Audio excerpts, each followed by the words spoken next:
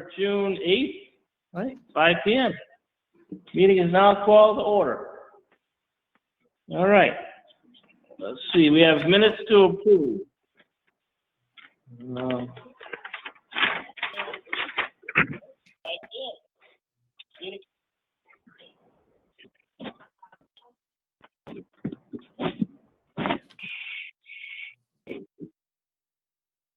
What minutes are we looking at? The last meeting? May 11th. May 11th. Okay. Hey, Lil, do you know if the go-to meeting's gonna start up or not? That link? If the what meeting? The link that you and Kathy sent out? On the agenda? Yeah. What about it? Well, that's what we're on now. All right, never mind. I was wondering if that go-to meeting was they had that up and running or not. Right, Yeah. that's what we're on right now. That's what we're all on. Right, but, right, all right. It's not like a Zoom meeting. There's no live, never mind. Carry on. Oh, I know what you're saying. Yeah, you're looking for a presentation, right? Yeah, I want to see your faces. Yeah. Stay out of the refrigerator till the meeting's over. Yeah. Just come down here to the library, you can see my face. All right, I'm good. all right. We can entertain a motion for approve the minutes for May 11th. Mr. Chair, before you do that, I have Yes, sir. one thing. I have one thing under new business, letter from building inspector. As I read that paragraph, I know what it means, but maybe it should be letter from building inspector regarding Dollar General. Okay. Nowhere does it say Dollar General, although it does mention Liscotti Development. But as we go back in years, nobody's going to know who Liscotti Development is. So what if I say forwarded by Kathy Leonard regarding the Dollar General ongoing water drainage problems? Sure, just as long as Dollar General is in there, Lil, that's fine with me. Got it. All right. Are you all set, Bob? I'm all set. Okay. Yeah. Wait a minute. Hang on just a minute before somebody makes I thought there was something else I had here.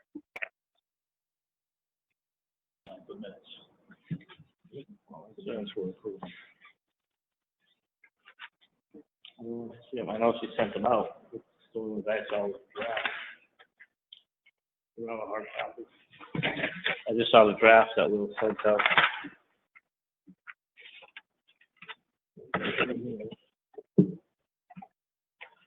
Tell you, Lil, we really miss you being here. Getting things all set up before we get there. It's spoiled. Well, it took a pandemic for you to appreciate me. No, absolutely not. No, that's not true.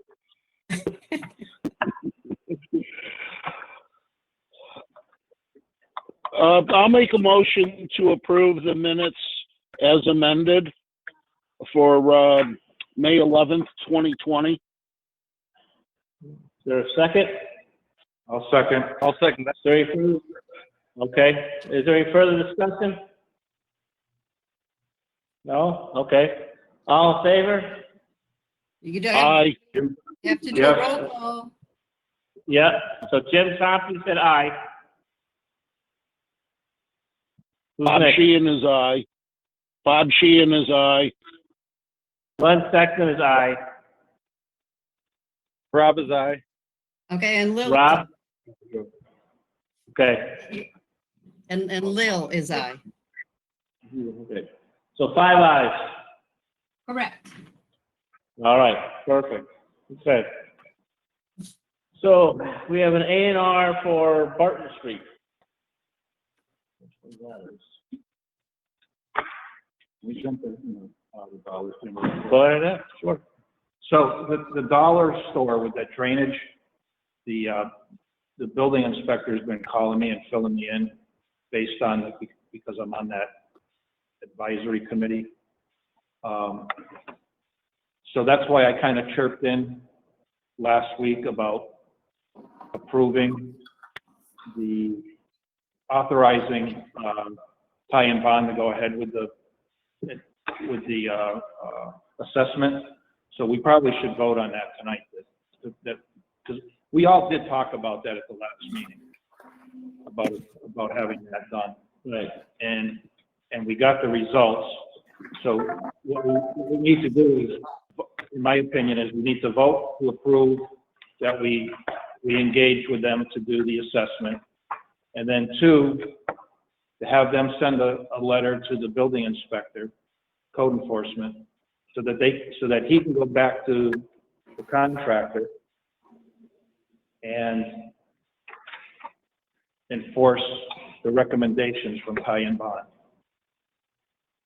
And the other thing that Greg Briggs mentioned is he'd like a memo from us stating to back him up that we're in agreement that a permanent certificate of occupancy should not be issued until this matter is resolved.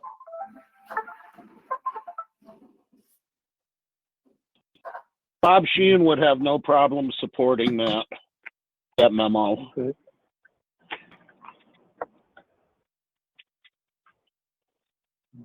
Rob, Yeah, I'm good. everything? Will? We need a motion, an actual motion. Mr. Chair, Mr. Chair, may I be heard on that? This is Kevin Maynard. I am the attorney for the owner and developer of the Dollar Store project. May I be heard on that? Absolutely, sir. And I know later in the agenda, there is an issue of letter from the Board of Health, and I don't know whether you want to combine that and deal with that all of a piece. The building inspector, Mr. Briggs, was in attendance at a site inspection on the 29th. I was present. Mr. Brubaker from Lascotti Development, who's also in this meeting, was present, as was Austin Turner from Bowler, the project engineers. And Mr. Briggs said then, as he said, since this issue most recently arose, that once the Board of Health issued letter was delivered to Lascotti, and it now has been, and once Lascotti has committed to undertake whatever steps needed to be taken to address the issues in that letter, and those steps are now laid out in the Ty and Bond report, and Lascotti is undertaking, or will undertake, and I'm committing on its behalf now, to undertake those recommended steps. Mr. Briggs had said once that commitment was made and the steps identified, that the permanent CO would then issue. It sounds as if the planning board is now considering backing a position of the building inspector that the permanent CO won't issue until the steps are actually taken, more than just committed to. With all due respect, I think the building inspector has backed away several steps from his initial position, and all of this delay in issuing the permanent CO is causing a good deal of business distress to the owner and developer, who's unable to close out this project until that CO is issued. I think the issue now is squarely in the hands of the Board of Health, and we don't intend at all to ignore the Board of Health's letter determination and its order. We're going to take our cue. Lascotti's going to take its cue from the Ty and Bond recommendations and address the Board of Health issues by taking those steps. The Board of Health has given us till September to address those issues. We certainly aren't in a position to wait until September for issuance of a permanent CO, nor do I think, in fairness to the owner developer, should this planning board or the building inspector himself be waiting any longer beyond a commitment by the developer to take the steps that Ty and Bond has recommended, and we are willing to do so. So I'd hate to see this planning board be a part of a further delay in issuance of the CO, because as I said, that's causing some serious business and financial difficulty to the owner and developer. And I've been working with town council to try to avoid any adversarial stance in the thing. And I thought we were very close to getting the permanent CO issue resolved by issuance of this T&B Ty and Bond report, and by my commitment, which I will reiterate, that we're going to do what Ty and Bond says should be done. This is Lillian Camus. Do we have that commitment in writing? I could send an email as soon as this meeting is over.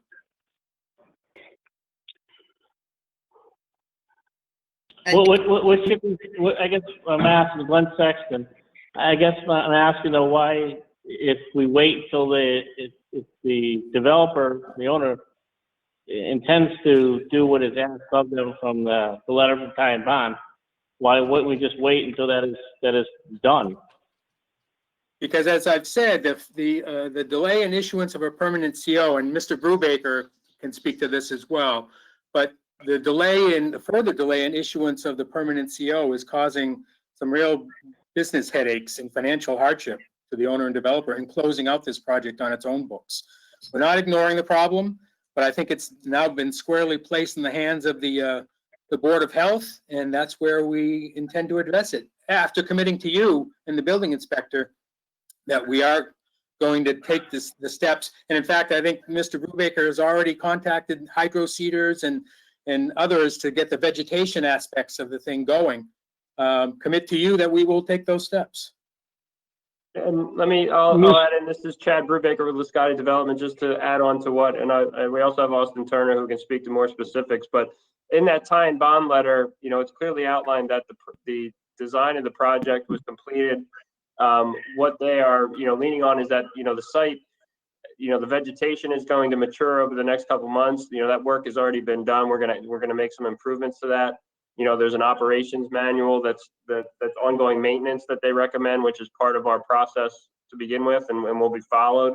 There's some additional cleaning out of some construction silt from the bottom of those ponds, but all of it is part of normal operations and maintenance moving forward. And we feel that we've met all the work that was part of that. Plus, as Kevin said, on top of that, we have the Board of Health letter, which we're gonna be addressing, but that is kind of in my opinion, a separate issue from the certificate of occupancy. Yeah, thank you, Chad. And this is Austin Turner from Bowler, joining the Hollywood Squares part of the evening. So I think, as Chad pointed out, when we met with, I'm sorry? Who are you again? Oh, I'm with Bowler. We're the civil and land development consultants for the project. Okay, thank you. Yep, no problem. So we met out last Friday with the building inspector, town council, Ty and Bond, and Chad and Kevin, and we talked about what was happening out there, and ultimately the conclusion that we landed on with the folks at Ty and Bond, and what you'll see illustrated in their correspondence, was that it really comes down to is that the maintenance needs to be performed on these areas as was described in the documents that the planning board had previously approved. And it's not a question of a poor or incorrect installation as much as it's just a need to implement and be diligent with the maintenance of those features. And as Kevin noted, the owner and Chad are agreeing to implement those things, and we can certainly provide written correspondence to that effect to maintain those systems as was originally intended, and ongoing maintenance for those systems. And I think with that, as Ty and Bond illustrated in the letter, those systems are expected to function as they were designed to. And I think it's a maintenance thing, and then the Board of Health item can be addressed. We got to close item out so we can address the other one in due course. Can someone speak to the issue with the water between the two properties, the homeowner to the west of the property? In essence, the Yeah, depressions. I'd be happy to. And again, Go ahead, Austin. You're cutting in and out a little bit. Your signal's a little weak. But go ahead. Kevin, if you want can I to talk, just that's add- okay. Go ahead. Gentlemen, can I just ask that before you do speak, you just state your name again? That way for complete the minutes, we know who is speaking. It's still hard just with the conference. Sure. So, thank you. I forget that not everybody is on video as well. This is Kevin Right. Maynard, counsel for Liscotti. My understanding is that prior to, and in fact during construction, standing water was seen, was existing on the neighbor's property.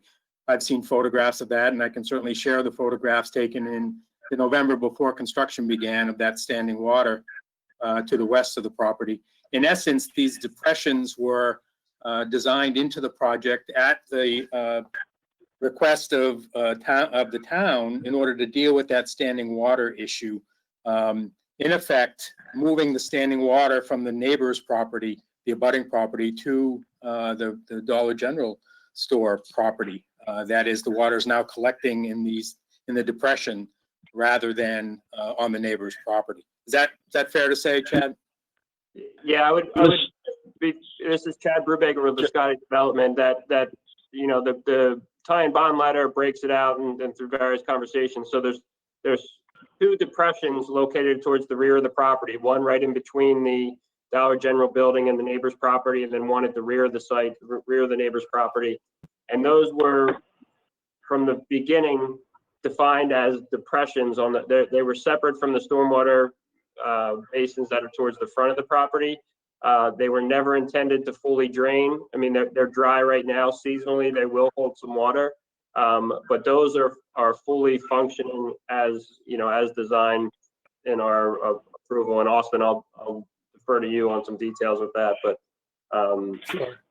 And then again, Austin Turner with Bowler, the depressions that we're discussing really were incorporated as part of some of our pre-consultations with the team over at the town. What was identified early on in the property or in the project, and before we had formally engaged as part of the site plan review process, it was known that the residential property next door was kind of a local low spot, if you will, and we observed standing water for prolonged periods of time on the rear yard of that property. And as it was discussed, if that issue could be attenuated by relocating the low spot to a point where it was between the owner's property, being Chad's property, and the Dollar General project, and that residential property, that made good sense to do so the neighbors could have that rear yard and try to attenuate that seasonal flooding concern. So those depressions were intended really not to drain water as much as they were intended to move the low spot off of the backyard. And they're there. And part of what you'll see in the letter from Ty and Bond is that there are certain maintenance provisions that are going to be engaged by Liscotti Development to clean up some materials in the bottom of that and then work to reestablish the vegetation. This is Bob Sheehan, Planning Board. I'm hearing what you're saying. However, I kind of remember a different scenario during that initial meeting where the Dollar General, the store people, took it upon themselves to identify a property on to identify a problem on the property to the west of them, and kind of magnanimously said, "We're going to help you out." Well, apparently that is not what's happened this past spring, and also I hear you folks discussing the financial hardships and everything else for Liscotti Development. Well, we have to be concerned about the financial hardships and other hardships that the residents of the property to the west have incurred this year. May I ask? I'm sorry to interrupt. Didn't mean that. Sorry. This is Kevin Maynard. May I ask what you refer to when you say what happened this spring? And Chad can respond. And what happened? What are you referring to when you say the Let- property owners next door went through something this spring? Let me just clarify, sorry, Bob, this is Chad Brubaker with Scotty. Just to clarify, we were aware that when we first, back in January, we received a letter from the Board of Health that there was some water issues with the neighbor's property that was part of our construction, was impacted by our construction.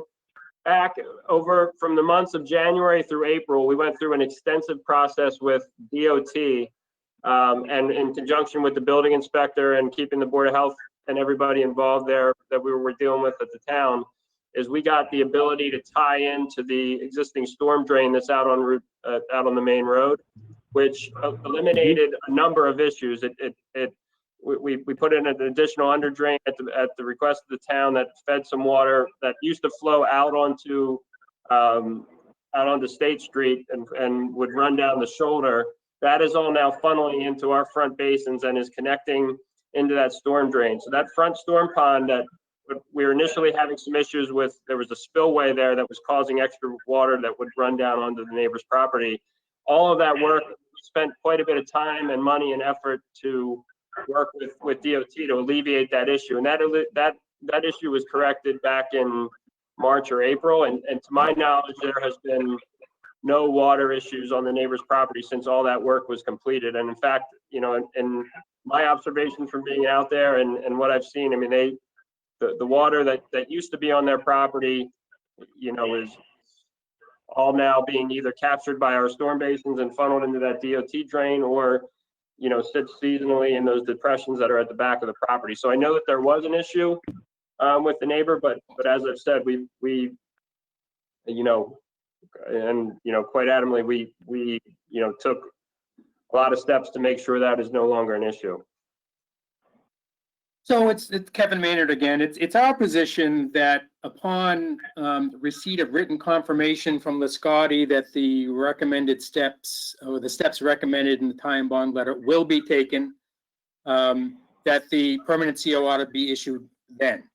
And as I said, I think the building inspector has the responsibility to issue or not the CO without regard to planning board decision, but I'm sure he and we would like the planning board's support for a decision to issue that CO upon receipt of that written confirmation. We think that's what the building inspector ought to do, and we think that's what the planning board ought to support him in doing. And as I said, as soon as I draft a letter and run it by Mr. Brubaker and the client, you will have that tomorrow, written confirmation that Lascotti will take those steps.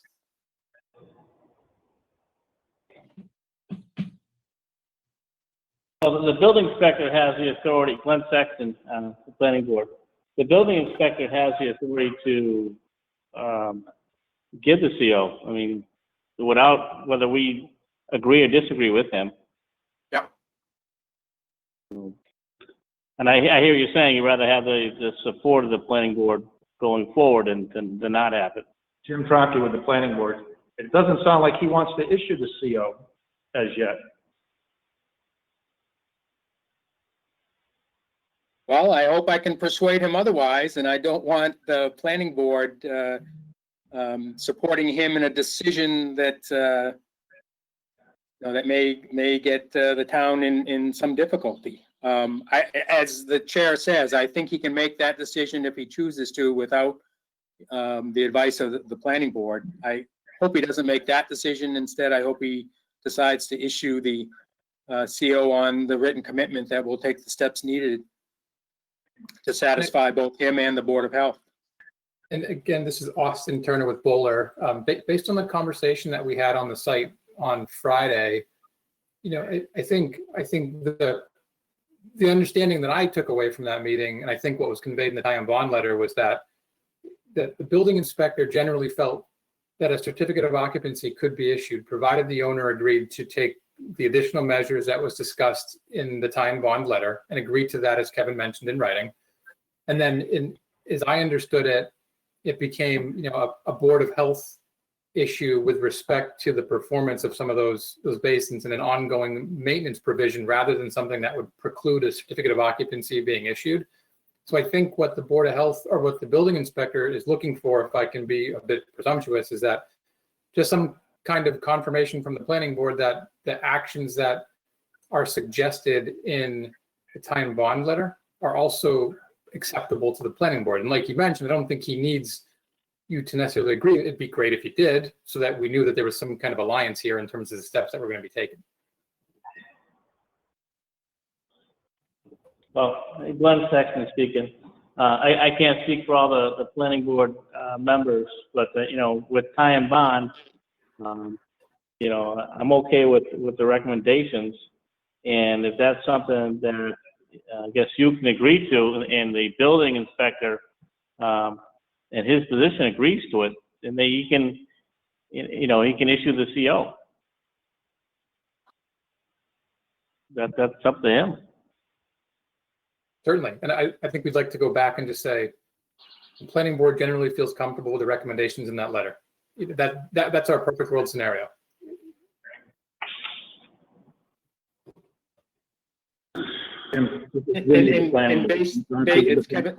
It's Kevin Maynard.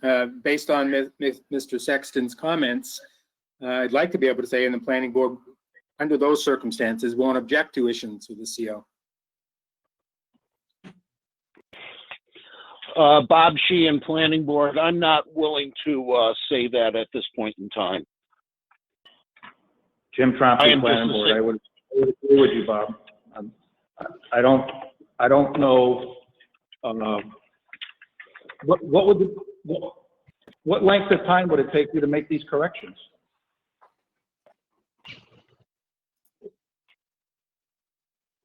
Well, I don't know that it's the length of time to make the corrections is what's particularly telling. My guess is the Board of Health is going to want to see that the corrections taken have an effect on what they have deemed a public nuisance. We're going to challenge that determination, but they've given us until September, I think, more to see that what effect those steps have. Which again is the Board of Health issue and not the building inspector issue. But Bob Sheehan, planning board. However, though, since we're putting words in the building inspector's mouth and he isn't even there or with us this evening, how do we know that the Board of Health is or he's not relying on what the Board of Health has to say in time regarding time periods, completion, that kind of stuff? Well, he has been pretty forthright, and again, I agree, it would be helpful if the building inspector were here, but he's not. But at our site visit, he has been pretty adamant about separating himself from the Board of Health. You know, it's not a Board of Health issue. Mr. Brubaker's right that even your building inspector deems them to be separate issues, but which is why I think he had said once it's in the Board of Health's hands and Liscotti is making a commitment to deal with that issue, then the CO will issue. So I don't know. Okay. Go ahead, Mr. Sheehan. No, please continue, please. I'm not sure that it's correct that the building inspector does not now want to issue the CO. Based on conversations we had on site, I think once he has in hand that written commitment that I intend to get to him, I think he does intend to issue the CO. Okay, so this is Jim with the planning board. Here's my recommendation to the planning board tonight. We hold off on having a letter sent to the planning board to withhold the permanent CO. We'll hold off on that until we have a conversation with town council and the building inspector. And quite possibly the Board of Health, Bob Sheehan, I'm sorry, and quite possibly the Board of Health as well. Correct. Because what I'm hearing now is the corrections that Tie and Bond is recommending and the contractor is willing to do. You have no timeline, but they've given you till September to get it done. I think, you know, we should probably go a full cycle, a spring, to see what it looks like after the corrections are made. Not necessarily to hold back the CO, but get some sort of commitment. And just to add some color, just so everybody's on the same page, this is Chad Brubaker, Lascotti Development. The recommendations from Ty and Bond are basically three categories. One is establish vegetation to reduce the potential, stormwater. That's grass that's growing in currently. We're going to do some additional hydro seeding to make sure that's expedited, but that work is already there. We just need the summer. And, if you walk by the site today, we had some people drive by and the basins are dry for the most part. The second piece to that, so there's the vegetation, which will grow in over the summer months. There's the maintain the sediment forebays and the basins per the O&M plan that was provided and agreed to, which calls for cleaning those out every 3 to 6 months, which will be followed. And then the final piece, which will require a little bit of work on our end, is just putting some additional rock in the bottom of one of those basins and cleaning out, which we've already done, but take another, because the grass has been slow to grow in certain areas, is cleaning out the bottom of a couple of those depressions and basins just to make sure there's no other runoff that's been sitting in there. So, the vegetation and the O&M plan are things that are going to be done anyway. It just needs some time to mature.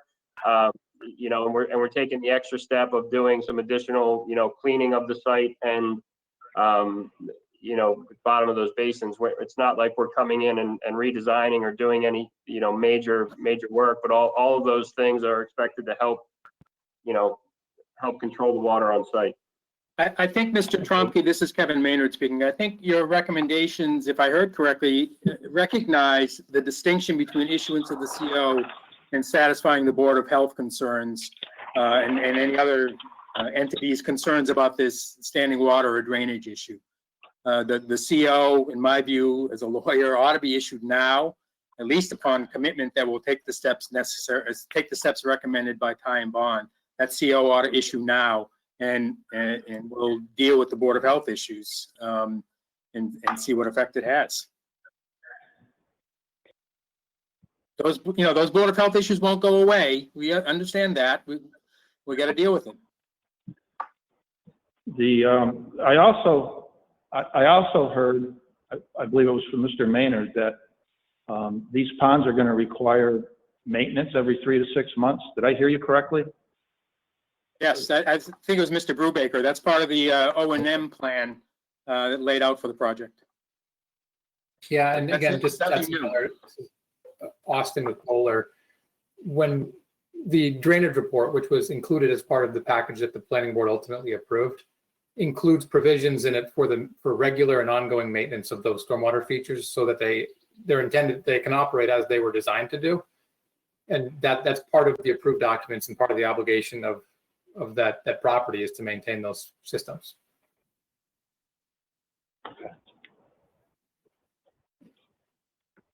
If I may, this is Ken Camilla. If the board recognizes it, I will follow up with town council and the building inspector if the board wishes me to do so. Lil, you have input? I agree with Jim. I think we definitely need a motion so we can vote on it to give him permission to do that. Rob, If I may, this is Ken Camilla, PVPC. yeah, Hi, can Ken. you hang on one? Rob, do you have any input? No, I agree with Jim Tromke. All right, gentlemen, sir, I was just speaking a second ago. You can speak now, please. That was Ken. This is Ken. Okay, Ken, I can hear you. Ken Camilla from PVPC. Obviously the board can act however they wish. As the chair mentioned, the CEO is a separate part of the permitting process. So with the CO, the building inspector can issue it based on the planning board approval of the original site plan approval. So with that said, and as Mr. Turner suggested, the O&M plan is a component of that approval.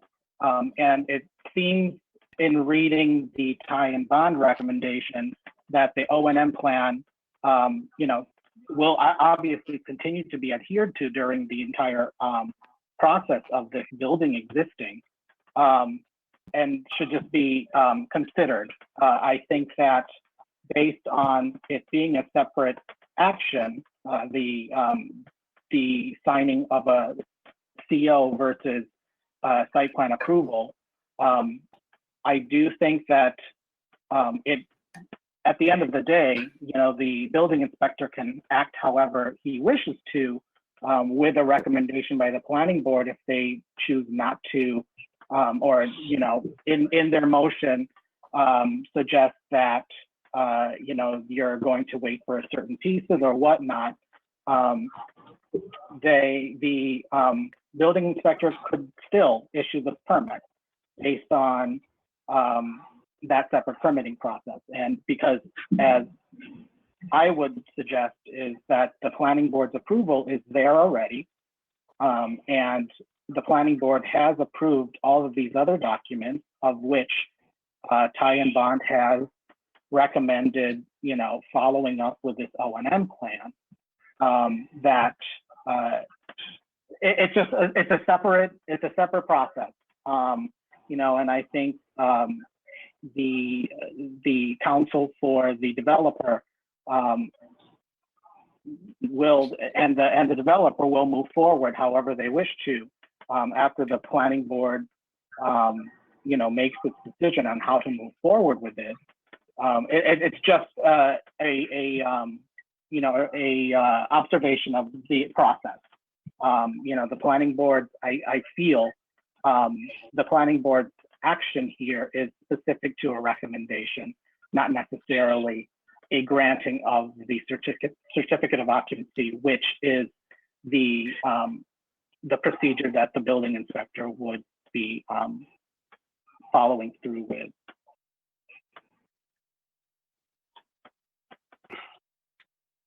Thank you, Ted.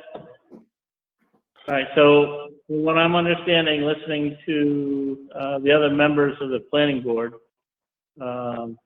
you're agreeing with Jim in regards to following up with town council? Right, but we still have to have a motion. No, I understand that, but I just want to make sure that I'm hearing everybody correctly, that's all. If I'm not, Bob Sheehan, if I'm not mistaken, it was not only town council, but building inspector and Board of Health.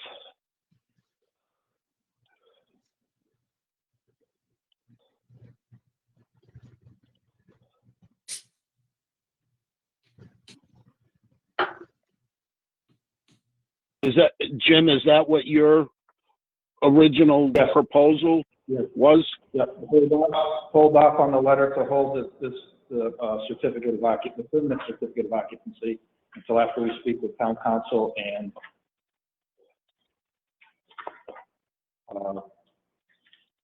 building inspector.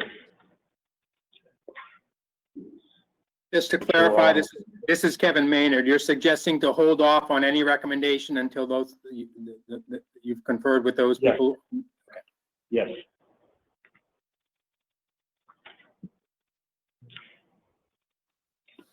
Well, Glenn Sexton speaking. At this point, I'll entertain a motion on, that was Jim's motion. I don't know if it was his motion or not, just. No, that was just a recommendation. Recommendation. If you want to take it to a motion, then someone can make the motion.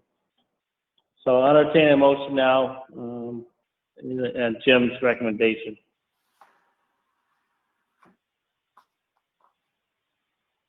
I'll propose a Jim? motion, make sure I have it right. This is Lillian Camus. Okay, Will. Okay, so I make a motion for the planning board to hold off on a letter to the building inspector regarding this, a certificate of occupancy until Jim Tromke meets with the building inspector, the Board of Health, and who am I missing? Town council. Town council. Is there a second to Lil's motion? Did we want, Bob Sheehan, did we want just Jim doing it, or did we want to have this, the board doing it? The planning board doing it? Well, it would be the planning board doing it, but Jim, as a member of the planning board, would be the person making the contacts. Okay, understood. I will second, Lil's motion. Bob Sheehan seconds Lil's motion. Any further discussion? Okay. I would ask that yeah, but this is something we're gonna do. I'd like to, expedite this, as quick as possible. And I'd like to put a time frame on it as well, to have Jim meet with the, town council, board of health, and the building inspector. And at that time, schedule another meeting as soon as possible, to bring this to closure in a matter of speaking. I would like us to do that. And so with the motion, I'd like to add to that motion a date and time frame that. I will meet with everybody by the end of the week. Okay. Yeah. So Jim says by the end of the week, someone has a calendar. Can someone give me the date for Friday? 12th. 12th, okay. So Jim is gonna set forth to meet with everybody, as indicated by June 12th. And if so, and Jim's able to do that, As soon as I've met with everybody, I'll send out an email copying everybody in, including town clerk and, building inspector. We won't vote on it, just to give everybody knowledge of what they're, that I've met with them. okay. But and then, Bob Sheehan, go ahead, Bob. I don't know about the Board of Health. I believe the Board of Health meets a week from tomorrow. If you talk to the Board of Health, you're probably going to be talking to one member, meaning the chair. If you're good with that, that's okay. But as a board as a whole, I don't believe their next scheduled meeting is until a week from tomorrow. Well, if the chair can speak for the Board of Health, that's on his discretion, and they're board members. Who from the Board of Health was out there last Friday at that inspection? Did someone tell me who it was? I don't think anyone was there from the Board of Health. Oh. So I'd reach out to Dick Bombardier.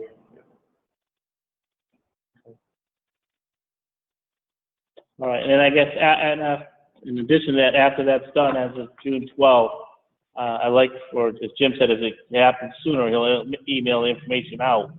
But I'd like to also ask the board members, after that's done, that we look at scheduling a meeting as soon as possible to, like I said, kind of bring closure to this. Because our next meeting that is scheduled is not till June 22nd, which is elections for our town. So we cannot schedule for that date. So, and with that said, as chair, I'm not running for re-election as a member of the planning board as well. So I'd definitely like to act on this prior to that. We can schedule into these meetings.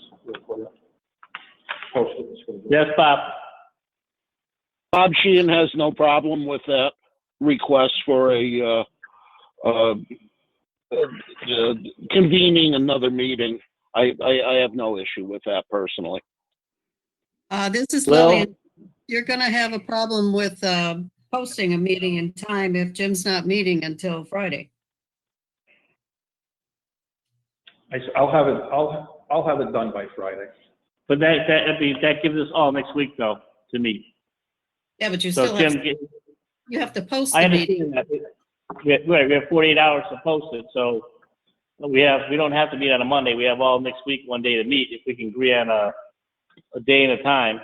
And it's, obviously, I think it's a little much easier now that we're all not coming to meet too. So again, I'd like to just clear this up with the current board members.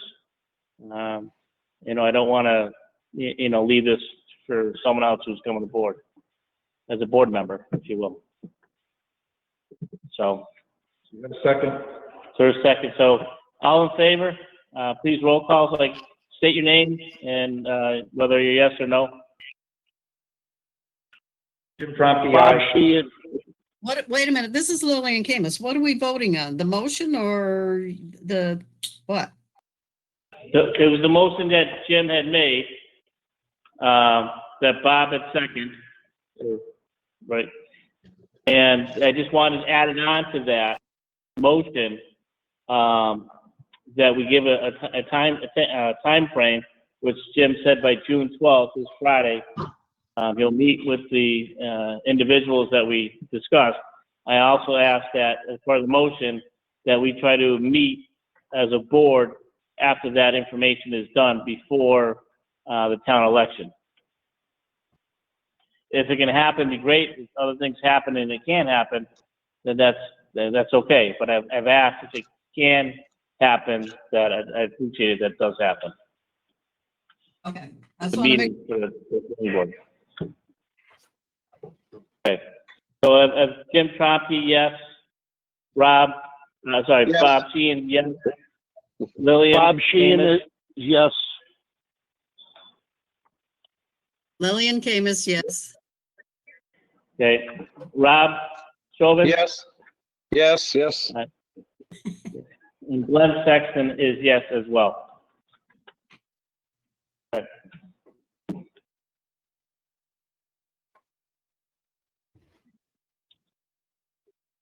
So is there any questions from the other gentlemen that were speaking? Kevin, Mr. Broombaker, and Austin Turner? No questions. Not from Kevin. I appreciate you hearing us out, and I appreciate with speed on this.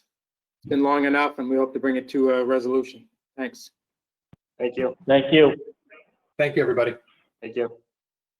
Have a good night. Yep. All right. On to our next topic at hand. Glenn, this is Lillian. Yes, Elaine. We didn't vote on any of the motions on the Ty and Bond hiring them and signing the contract. Get back to that. I just want to remind you, you need to get back to that, but I think we should get these A&Rs done. Yes, that's where this whole conversation started. Right. Thank you, Lillian.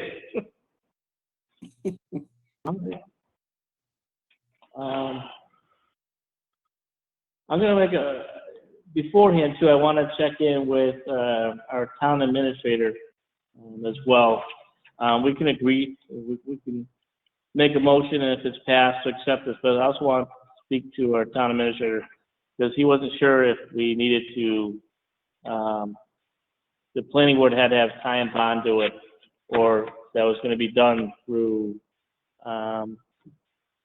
I want to say the Board of Health, but I could be mistaken. So, but we can move forward with this, and if it's not a need for us to move forward as the planning board, and there's another board that's taking it on, I'd ask that they just do it.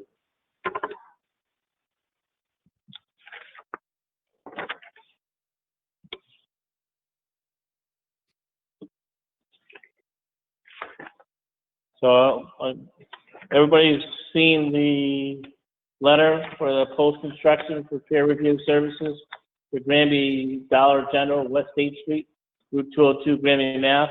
It's from Ty and Bond. I have Bob Sheehan. I have Lillian Camus. Rob? Yeah, I saw it. Okay. I'll entertain a motion to approve said contract with Ty and Bond. to perform said services? So moved.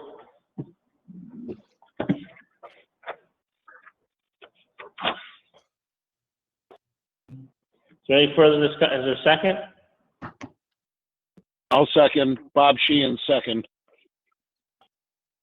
Is there any further discussion? All right, we'll take it to a vote. Again, I'm going to ask that you just state your name and whether it's yes or no. Glenn Sexton, yes. Jim Troppi, aye.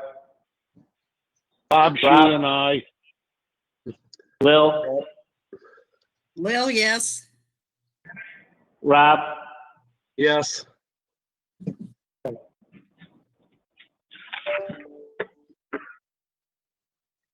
we go. All set.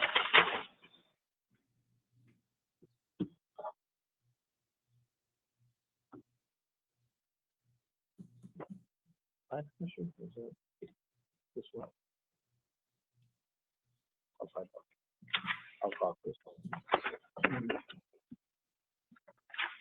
You know, it's not the same without the three of you here. You know that, right? It's different.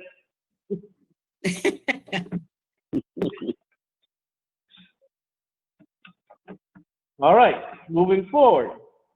We have an A&R. An A&R for Barton Street. A&R from Martin Street.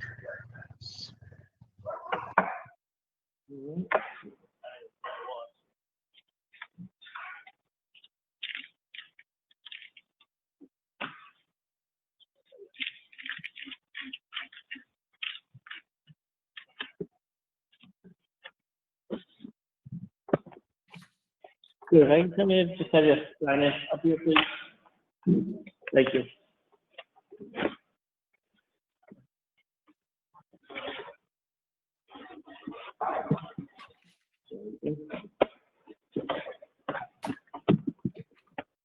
Glenn, you'll have to let me know who's there in person for that so I can note it on the minutes. I will. Now let's go.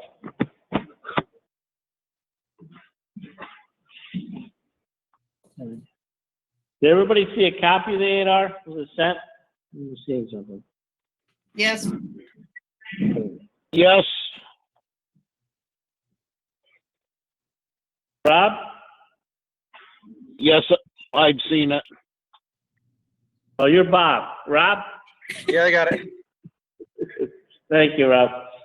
Yeah, buddy. Is there any questions, concerns in regards to it? So, Bob Sheehan sees no issues with it. Lillian Camus, just in very layman's terms, what is happening here? that's a good question. So, what is the original?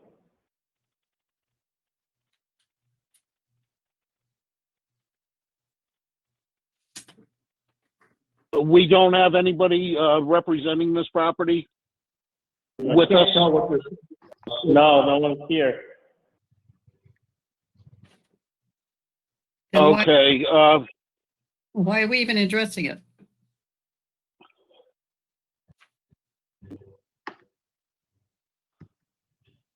They don't have to be here for A&R, but we're gonna need further information though.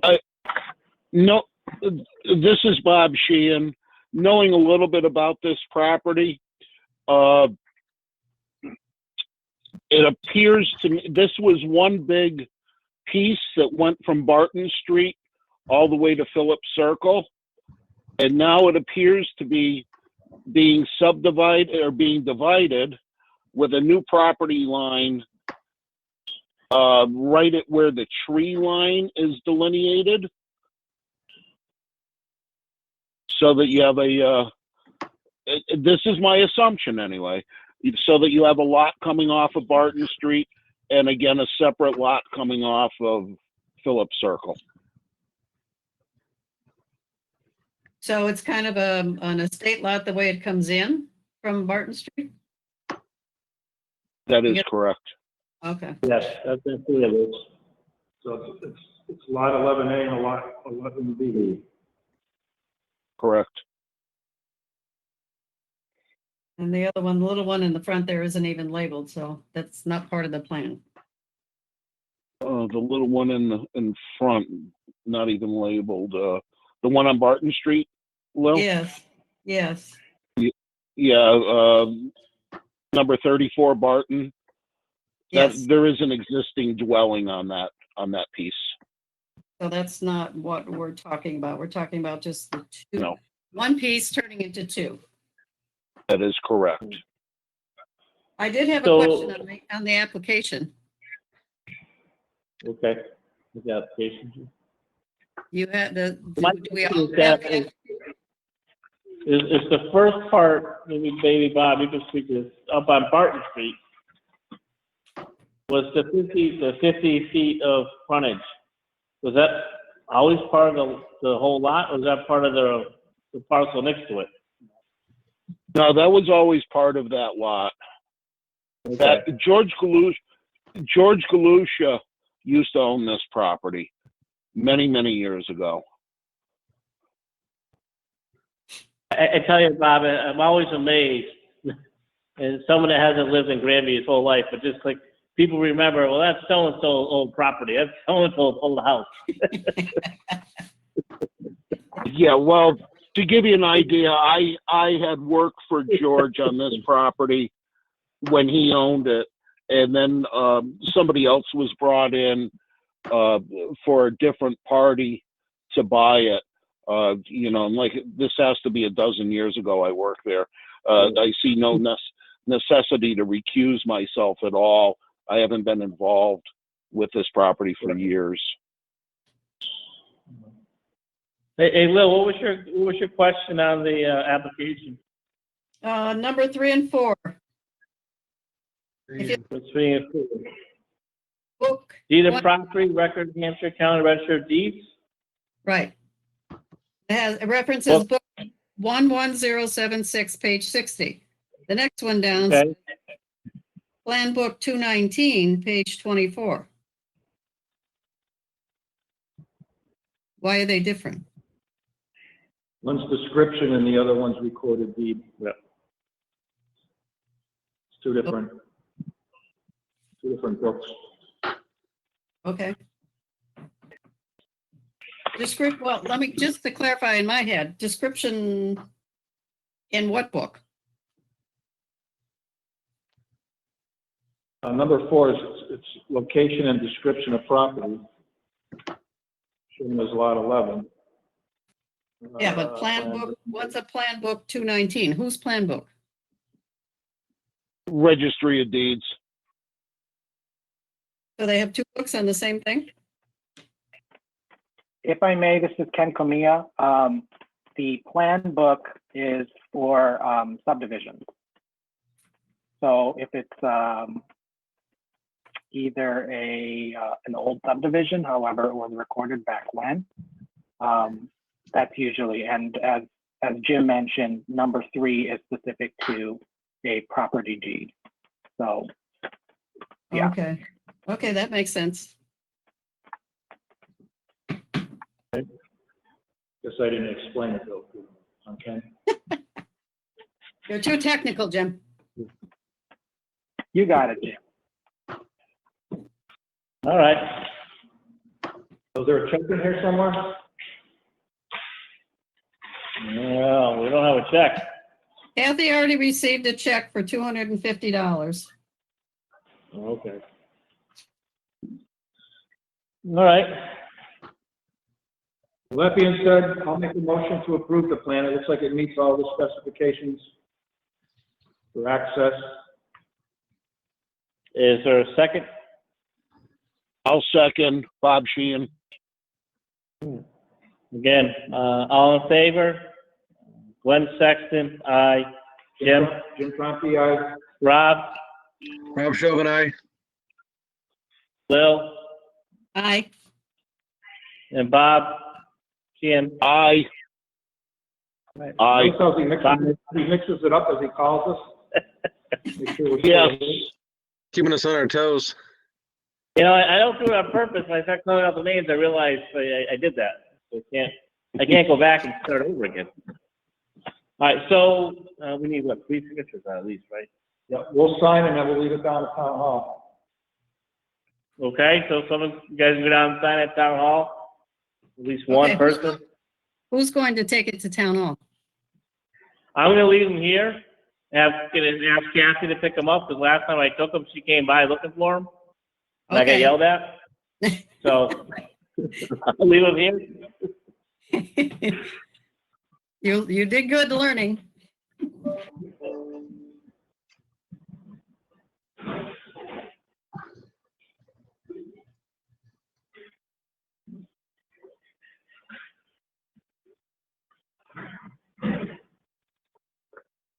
Okay, we're down, got one down.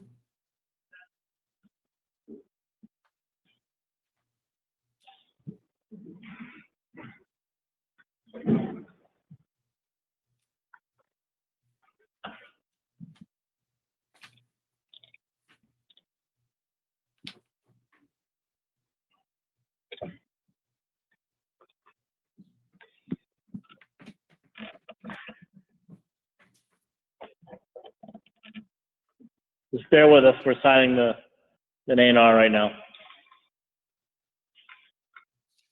You need music. Goodbye.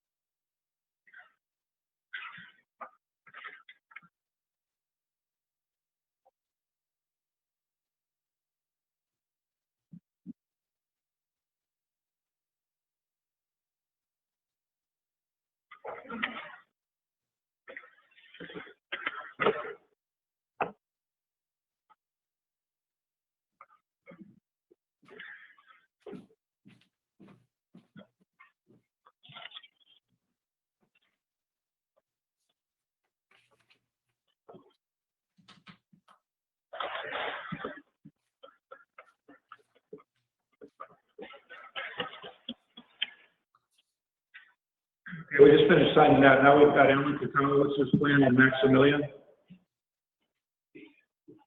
Don't forget, we have a public hearing. Yeah, well, nobody's here. They're down, let me go downstairs for a minute, because I know a couple of people just came in down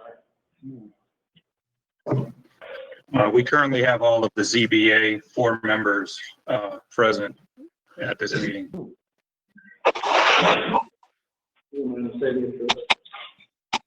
Okay. All right.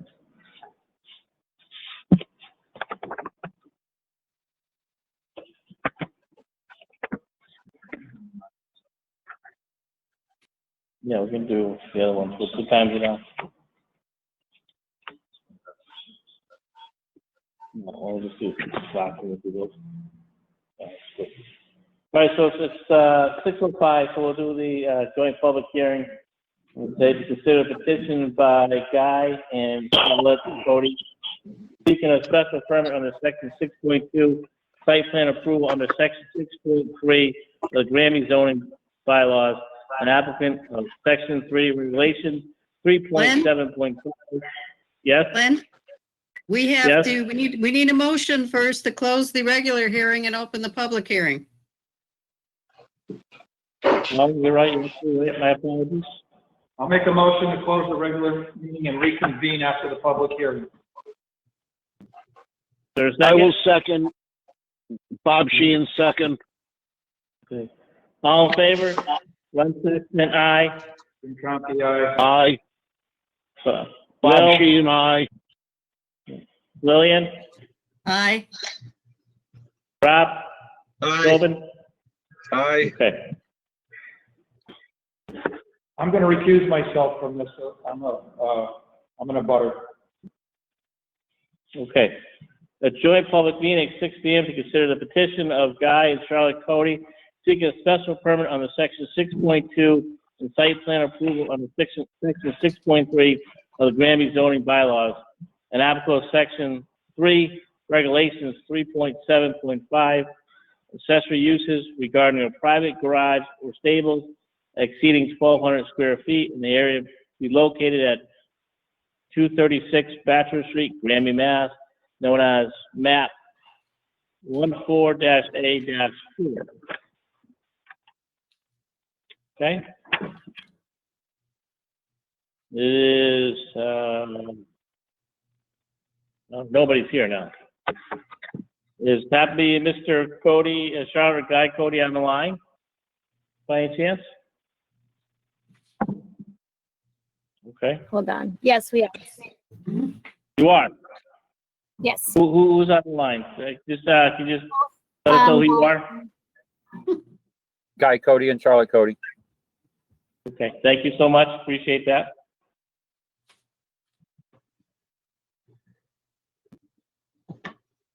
So, does anybody have any questions, concerns, comments in regards to the, is it a barn that's being built? A garage? It's a barn. Okay, barn. What's the actual size of the barn? It's 40 by 80.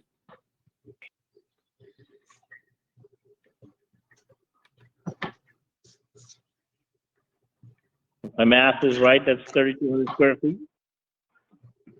That's correct. Mhm.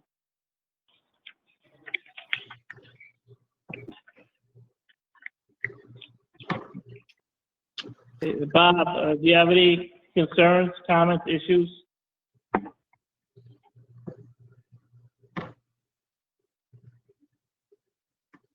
Bob Sheehan? What's the purpose? Okay, at this time, just the ZBA was just questioning again. This is the sole use for personal use only for livestock, correct? Correct. Okay. And you understand that the limitations of the ZBA could be put forward, or that will remain in force, that would be the only use they'd be able to use it for. It would not be able to be used for commercial property or businesses, correct? Correct. Okay. I believe that's the only question to the ZBA at this time. What is the ZBA? This is Bob Sheehan from the planning board. Charlotte and Guy, when you say it's a barn for livestock purposes, there's going to be a concrete floor throughout the barn with livestock on it? The concrete floor is going to be a half of the barn, and that's where the cows will stay. The other half will be hay and equipment storage. Okay, the only reason I question that is under foundation notes of the plan that you submitted, it says that the minimum slab size shall be 40 feet 5 inches by 80 feet 5 inches. I was just curious.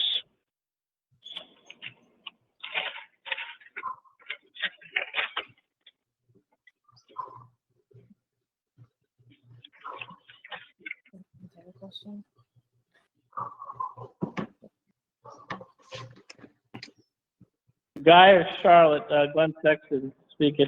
Is there any electricity or running water going to be out there in the barn? No. Nope.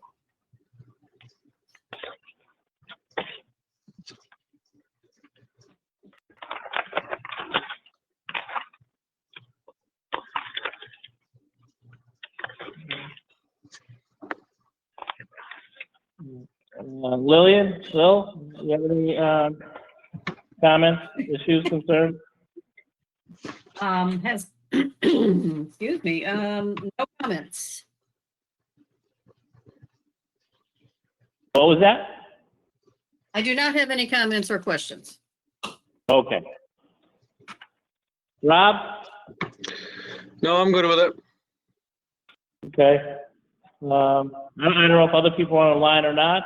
Is there any questions or concerns, comments from the public? And if you do, I'd ask you, please state your name and your question or comment this time.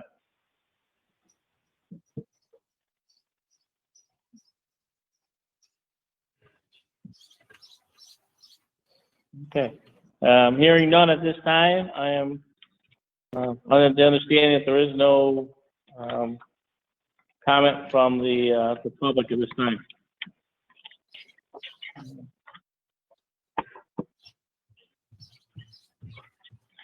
With nothing further on this, we have the input from the ZBA, nothing further from our board, the planning board. I'll take a motion to close the public part of the meeting at this time. Bob Sheehan will make a motion to close the public part of the hearing. Okay. Is there a second? Rob Chauvin will second. All right. Any further discussion? No, hearing none. Glenn Sexton, aye. Rob? Aye. Lil? Aye. Bob? Aye. All right, so we have 4 ayes. As we know, Jim Chomsky excused himself from this. Okay. So at this time, if the planning board has no further questions or comments in regards to it, I'll ask that I'll entertain a motion to approve the barn located at, bear with me, please.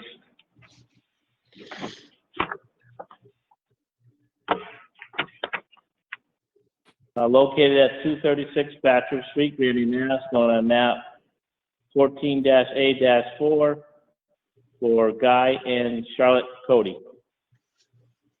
Another special permit under section 6.2, site plan approval under section 6.3, the Granby zoning bylaws. Bob Sheehan seconds that motion. I was actually entertaining a motion, Bob, but I will make that my motion. I thought you had made a motion, Glenn. I'm sorry. But I will make that motion, Bob, as I read. And you have seconded the motion?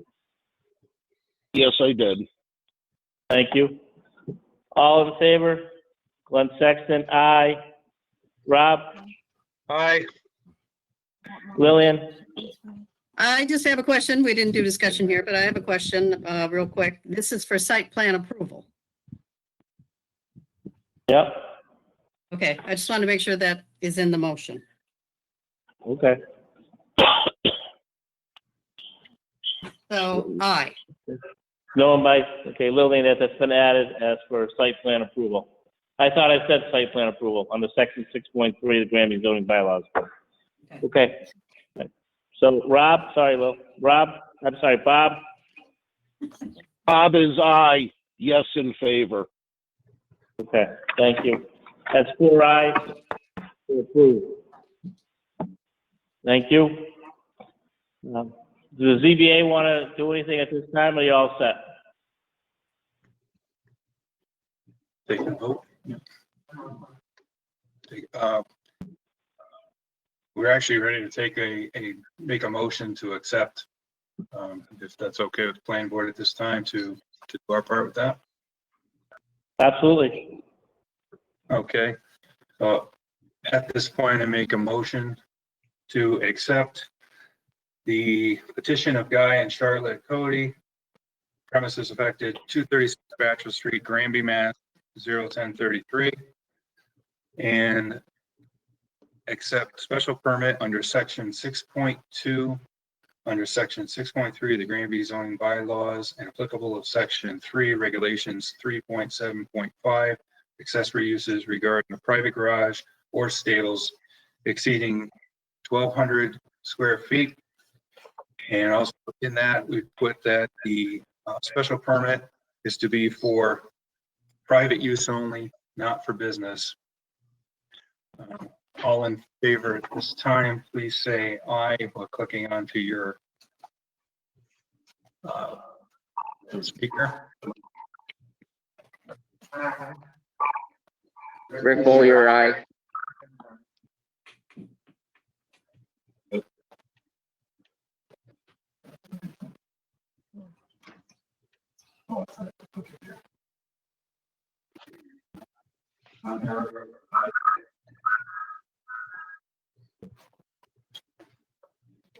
Jeremy Carrier, aye.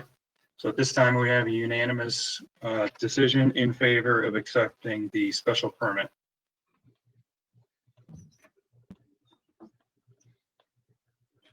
Okay. Well, thank you, folks. Appreciate that.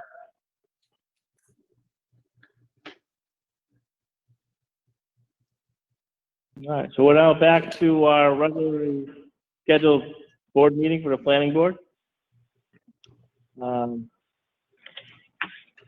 Bear with me for a minute. I need to go find Mr. Tromke because he excused himself, so.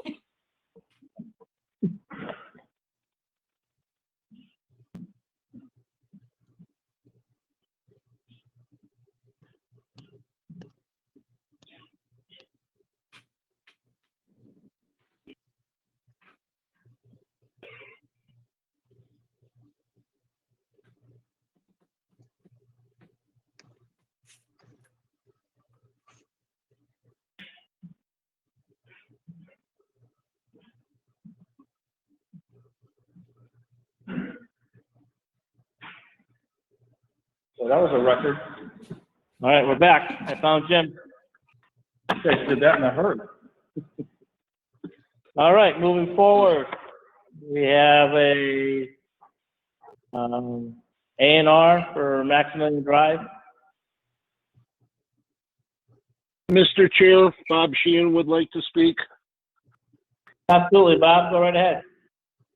I would like to recuse myself from this discussion with what you're going to be viewing for Alan Katowitz. Okay. So noted. Thank you. Bob, understand I can't go look for you, okay? I'm not going anywhere.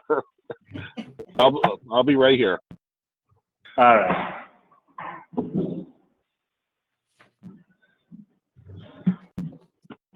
Lucas,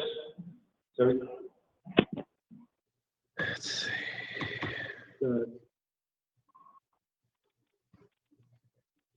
more than enough frontage. It's an estate lot. Okay, actually, it may not be an estate lot.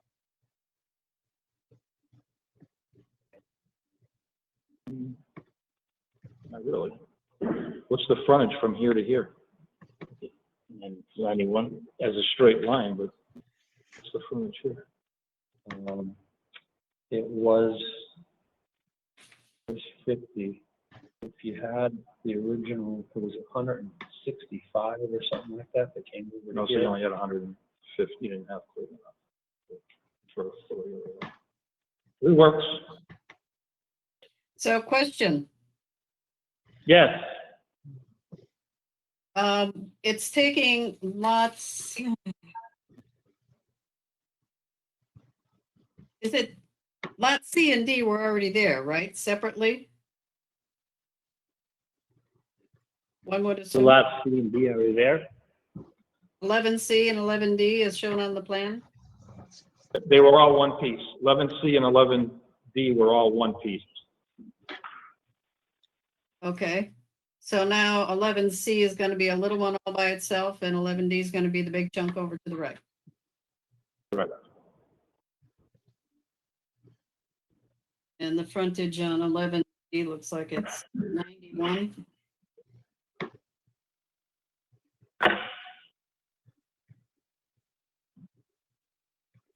That's a tiny one. Well, it's just that they're just cutting it out for an access to the back property at some point. I guess that's what they're doing. It's not a building lot. And Kathy has received a check, or 2 checks totaling $250. Okay. Yeah, that's who they received it.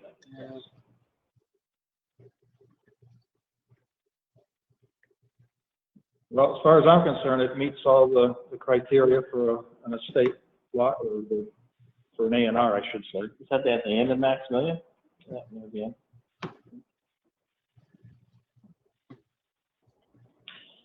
So I'll make a motion to approve the A&R for the Maximilian subdivision, or, the A&R for the 2 lots, the estate and the access road for the, as presented. It's got the locus on it too. Is there a second? I'll second. All right. Is there any further discussion? None? Glenn, Sexton, aye. Jim Trafficki, aye. Lil? Aye. Rob? Aye. Bob, excuse himself from it. Okay. So 4 ayes. That's passed.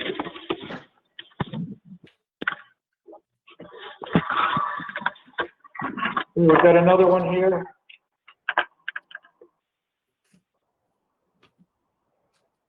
The 109 Carver Street, Granby.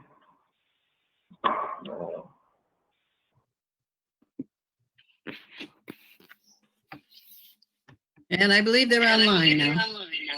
Yep, we're here. Okay.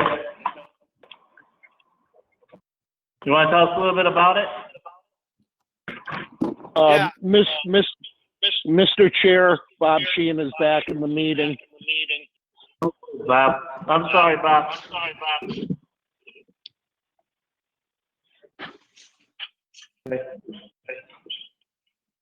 Do you want me to tell you more about it? Yeah. Yeah, is that Michael Blanchett? Yeah, I am Michael Blanchett, yes. Okay. Please do, sir. Well, we bought the property off of Mark Griswold about 23, 24 years ago. And when we bought it from him, it had just been divided 3 months prior in 3 different lots. And Mark was supposed to be building to my right where Scott Fillion is. And then I bought the middle lot. And I went down, I saw the pin by the street, and I went down 400 feet or something like that. And I saw flags in the air, but I could never find a pin on the ground.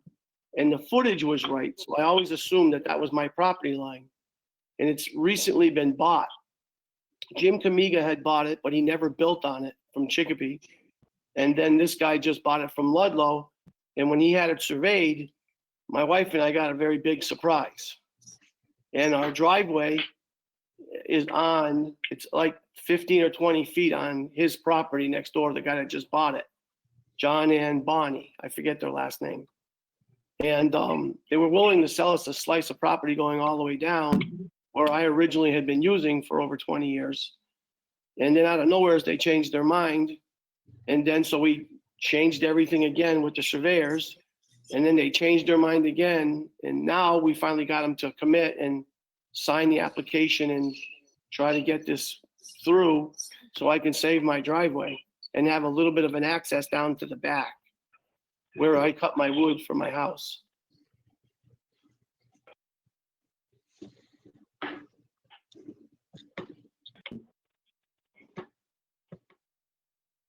So, Michael, this is Bob Sheehan. Yep. So you're just, the only change to the property lines is those little jogs, Yeah. parcel A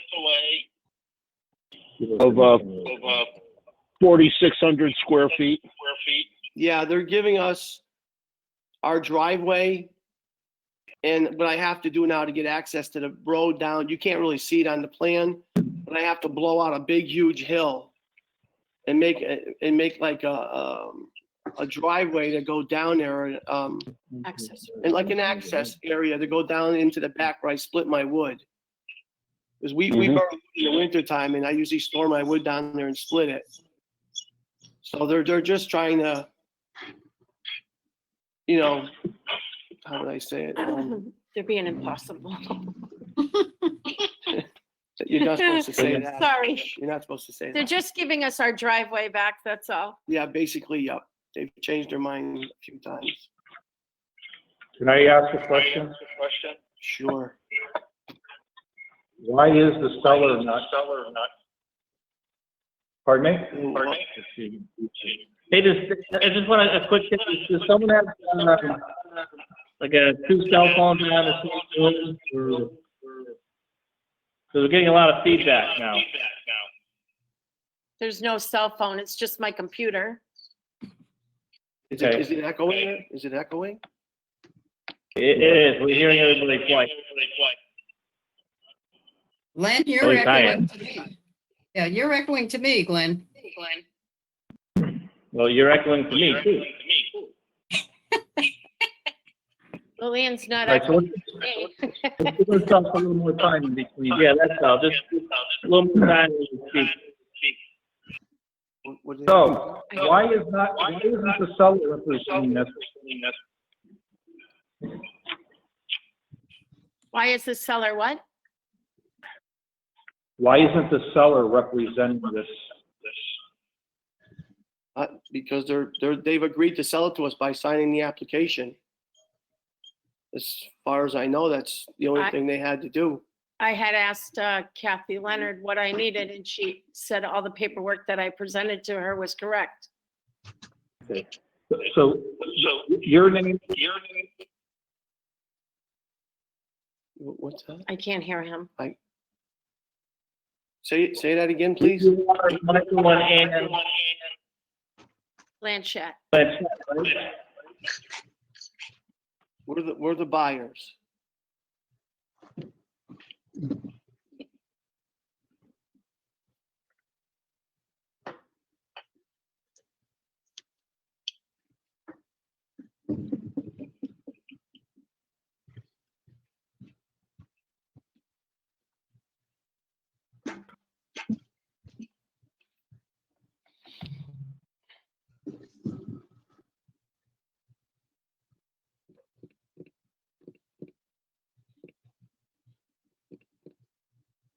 I'm just not sure if they're actually the applicant.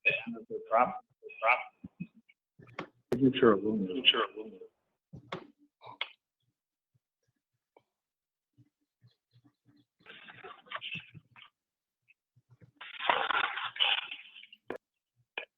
Mr. Sheehan. Yes.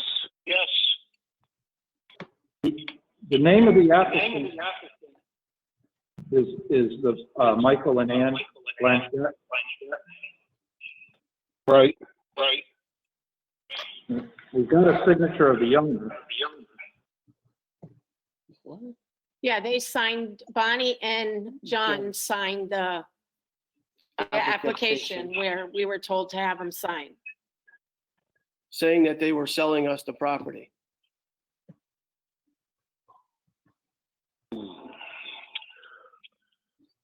Jim, I see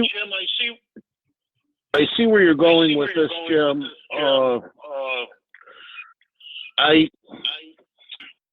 I almost wonder if those signatures should have been notarized. No, not so much that. I guess I'm okay with that. The name of the applicant should be the name of the site, not the person.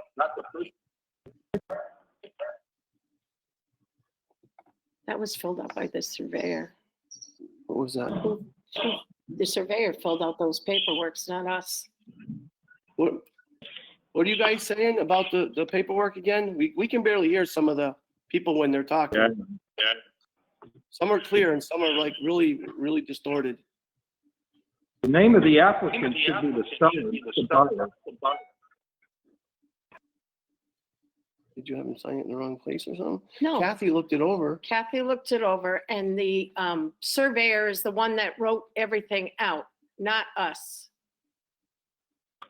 Yeah, understood.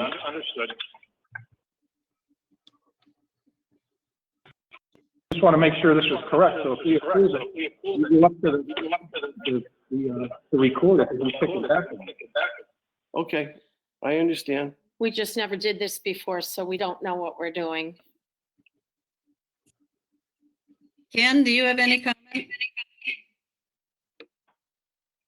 This is Ken Comey of PVC. I do think that the planning board is covered with regards to the ownership of the parcel being on the application.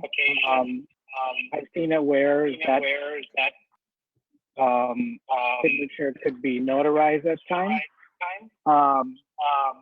With the recording of this, if the planning board approves it, it would allow the Blanchett to identify that parcel with the parcel A now on their total parcel. And it would just a recorded deed probably would also follow. I'm not quite sure. I'd have to look into that, but I believe that would be the case. Mr. Chair, Bob Sheehan here. I really didn't get any of that. I'm having an awful problem with this echo. Yeah, we all are back right now. Okay.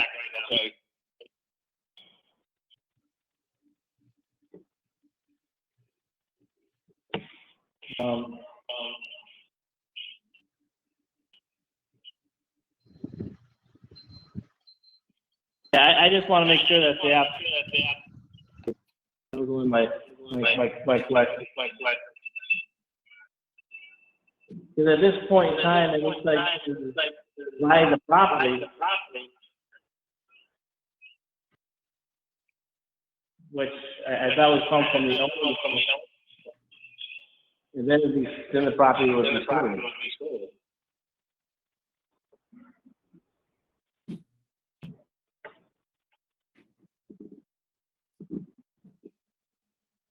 You said that the survey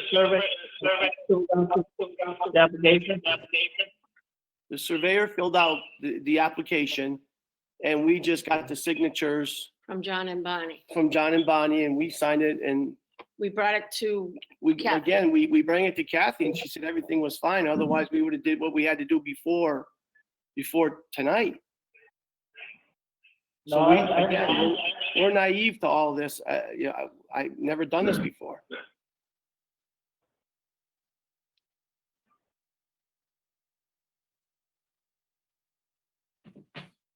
I'm just looking to try to put this behind me before they change their mind again.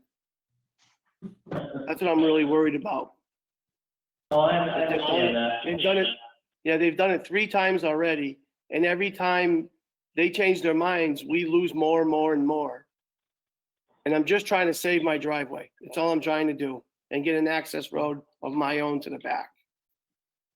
I'm not trying to pressure you by no means. It's just been very, very stressful on my wife and I. It sounds like never mind. I thought the feedback was doing right now.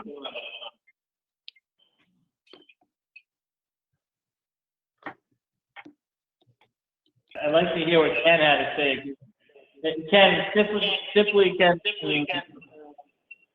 my question is the application correct with Michael and Ann Lynch being the name of the applicant?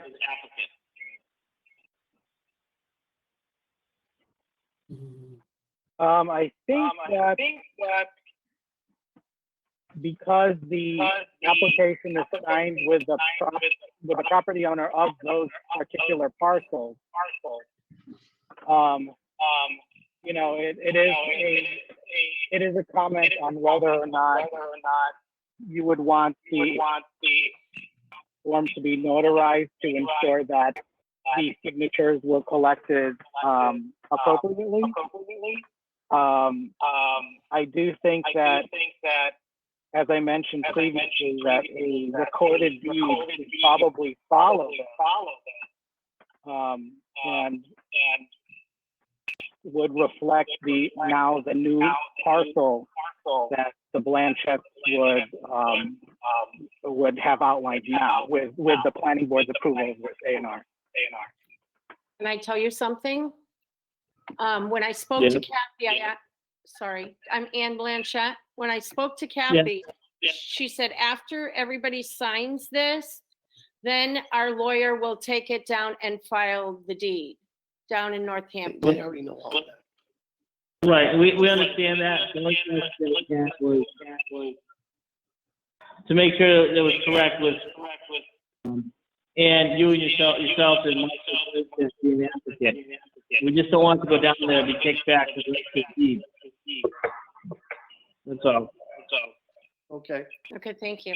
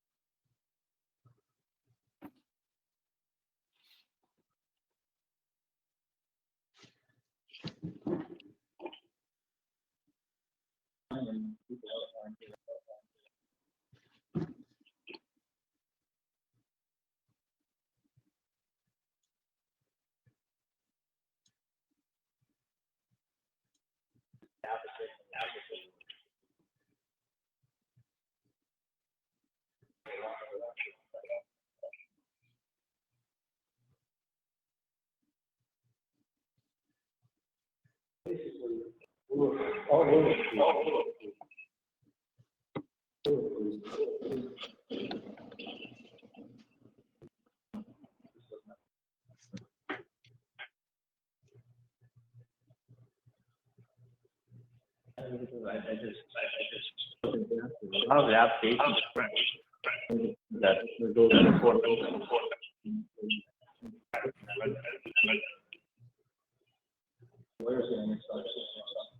Always something.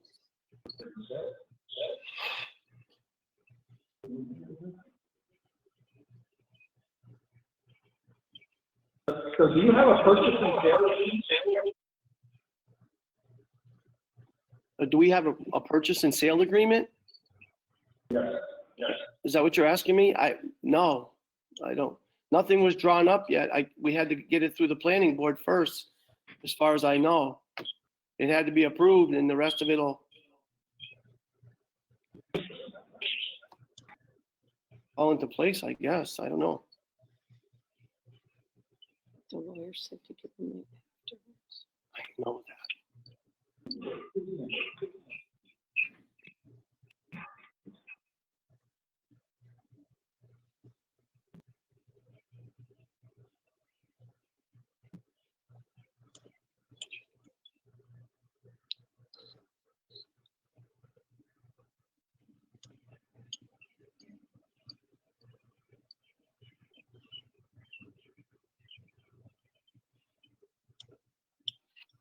Mr. Sheehan?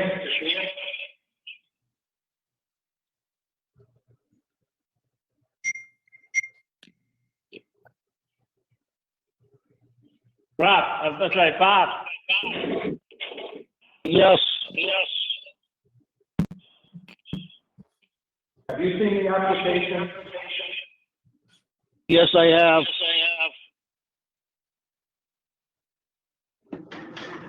Do you see any issue with this?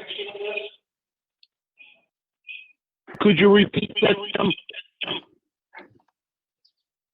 Do you see any issue with the application?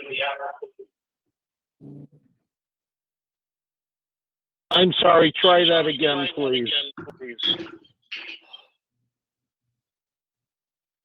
Do you see any issue with the application?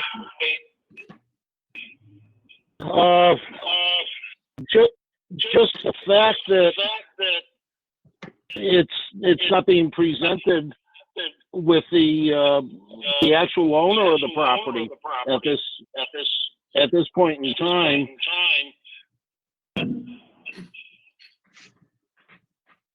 This is Lillian. I have a question. Yes, Lil? Can we, approve it with the stipulation that the sellers signaturize?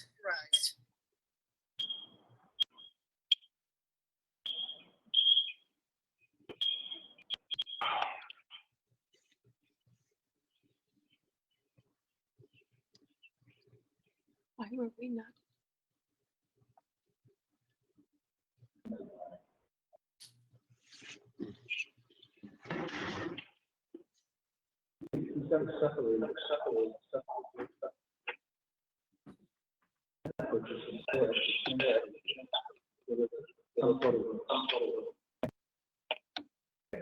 You can't use this again. That's what we're trying to do. You can't sign off. You can't sign off on a piece of property. We don't have that authority. I don't know why Kathy didn't tell us that. I don't know. So we look at sign off and if we did that, and all that does is it changes that property into two areas. You make the changes to those lots. That doesn't give you right to anything.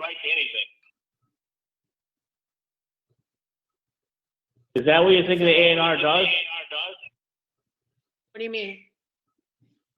Were you talking to us or were you talking to one of the coworkers? I'm sorry. I was speaking to you two in regards to it. Oh my God, this is the worst. I can't understand half of the stuff you guys are saying. Not to be rude, please understand. Some of it comes out good and then all of a sudden the rest of it's all muffled. Yeah, I know. It just somehow. We heard You guys everything. hang up. We heard everything great throughout this whole thing until we got on and everything got all a little messed up with our whatever you want to call it. Reception. Getting feedback. Are you on a computer? Right? Yeah. Yes, we are. You want to try calling in on the phone?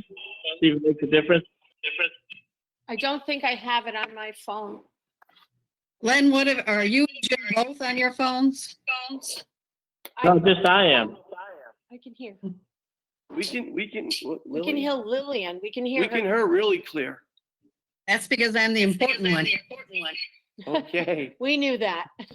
But well, I'm not understanding. If we talked to Kathy and Kathy said everything was in order. So if we needed, like I said, if we needed to get it that stamp on there, if Notarized. we needed to get it notarized, we would have got it notarized. I mean, they signed it. That's not the issue. Okay. You try calling it. We'll hang on. Just bear with us for a minute. We're going to try to come up with the Okay. Thank you. feedback of the way.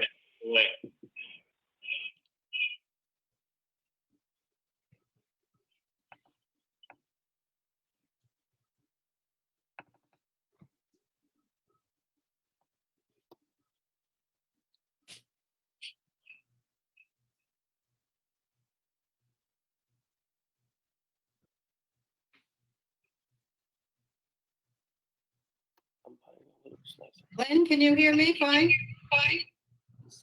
Now, there's feedback. So every time someone speaks, you hear it again. Yeah, same here.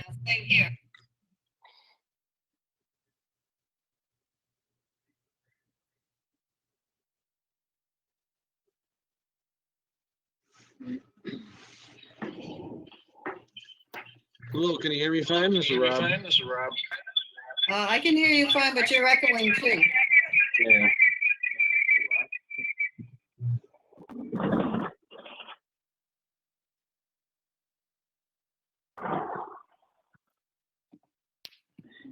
All right, Okay, come on now.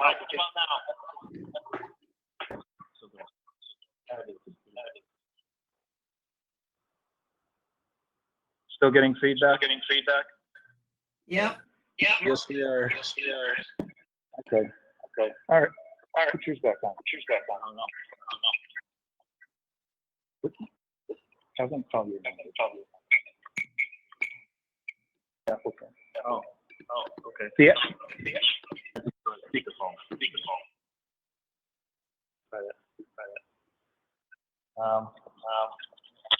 Mr. Blanchett, Yes, sir. if I give you a phone number, try and call his phone number. This is my phone. I'm gonna put you on speaker. Hold on 1 second. What number you gonna call? Okay, what's the phone number? Okay, 348 348 8428.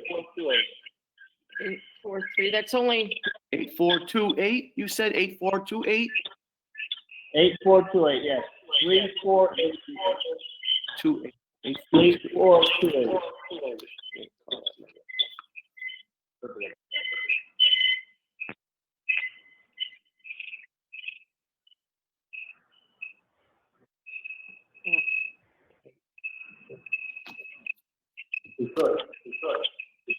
Okay, I'm calling the number now. Hello?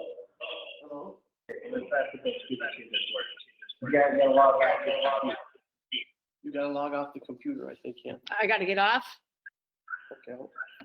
Okay, hang on. Oh, she's trying to log off now. I'm leaving the meeting, okay? It says leaving the meeting, that's okay? Say yes? Yeah. Yes.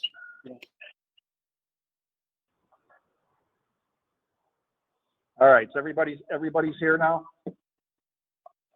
Bob Sheehan is. Rob's here. So, everybody hear everybody now? Mr. Blanchett, Ms. Blanchett, can you hear the rest of the board members? I can hear you very well right now. Okay, good. Okay. So here's the problem with the application, and I know Kathy may have thought it was okay, but you're here to transfer property, not to transfer property, but to separate the property. Okay. And then what has to happen is the property has to be conveyed to you through a purchase and sale or some means that the attorneys work out, that the property gets conveyed to you. But before that can happen, it has to be separated from the larger plot that your neighbor's trying to, that is agreed to separate it. That's the only jurisdiction this board has, is to allow the separation of land. But we can't separate it in this fashion and convey it to you at the same time. You follow? Okay, no one told us that. Yeah, well, I'm sorry for the confusion. So basically, if this application had the seller's name on line 1, where your name is, and their address, then they've separated the land. They parceled it out. Then they can take that parcel without coming back to the planning board and have the attorneys convey that to your ownership and put it in your deed. So the surveyor did it wrong? Is that what you're telling me? No, the surveyor, the plans are fine. But So they filled out the application. Well, they filled it out, okay, then they filled it out incorrectly. Okay. We can't convey land from one party to another. All we can do is separate the property. How do we fix this? So all you need to do is have your name removed, their name put in place.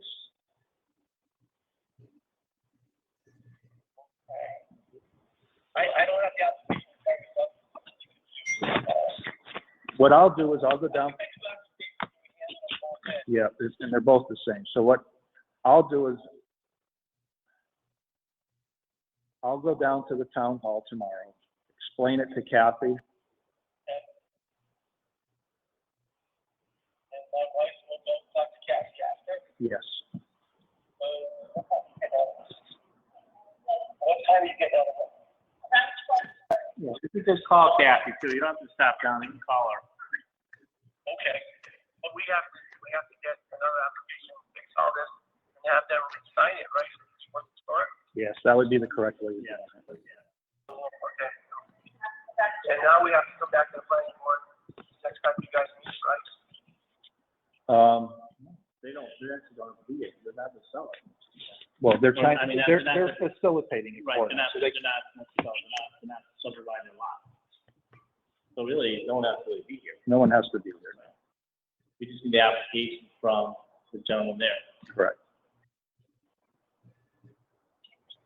Okay. Okay, so my wife will contact Kathy Yes. and we'll fix it somehow like that? Yeah. I'll leave Kathy instructions on, I appreciate that, thank you so much. well, sorry for the confusion. You guys are trying to get this taken care of. I've never done this. Well, we've never done even a virtual imaging that we just did there.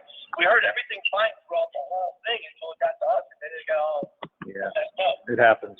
It happens, so we're able to figure out the needs to make it work a little bit better. So, Okay, I appreciate it. So Kathy will steer us in the right direction after you take care of it, talk to her. Yes. right, so Mr. Coffey will go down there, talk to Kathy, tomorrow, and just, you know, have your wife call Kathy and sort of explain everything, and obviously you have to go down and, get another form, and have that form filled out. You just want it notarized this time? No, it doesn't have to be notarized, it's just, so where it has name of applicant, instead of, your and Ann's name on there, it should be the person that owns the lot. Okay, I got you. And that he or she is subdividing it into two things. So you're asking us to transfer the property, and that's, what's that? They both own the land. Yeah, it'd be good if you could get both. Yes. Okay. Okay. That it? That's it. That's it.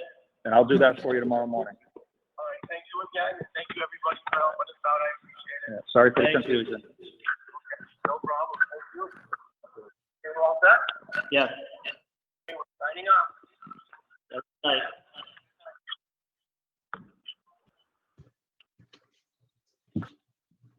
Do we talk to each other without the feedback?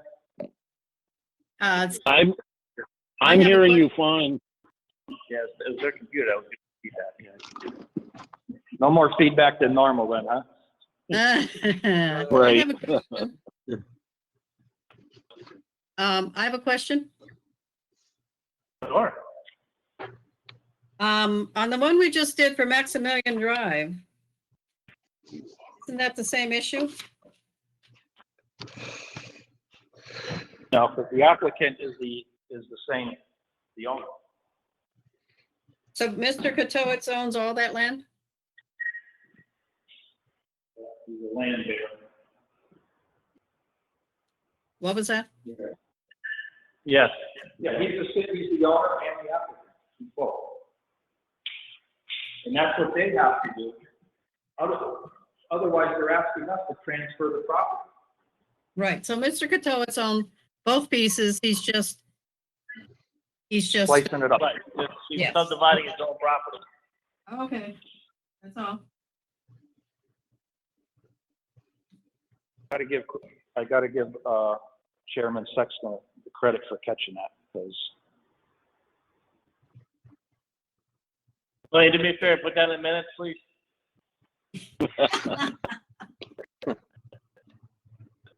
So on this one, we didn't approve anything and they have to resubmit it. Correct. Right. Unfortunately. The plan's fine. Yeah. Well, actually, let me see if the plan is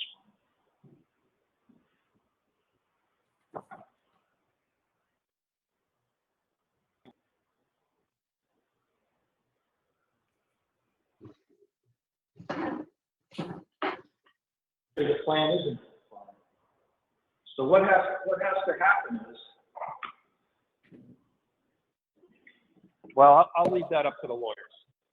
All they have to do is show that one piece being separated, and they're not really showing that. They're just conveying it. The surveyor should have known better than that. Unless there's something legal that we're not aware of, it has to happen in a two-step process.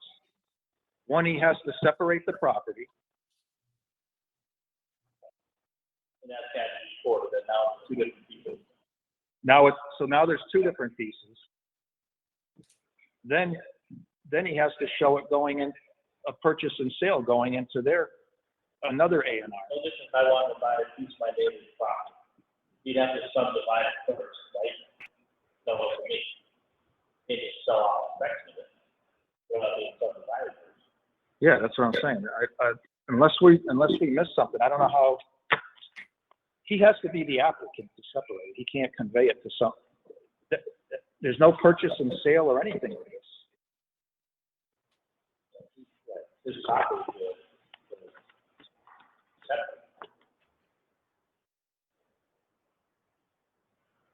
He can separate it, but he's doing it all in one move.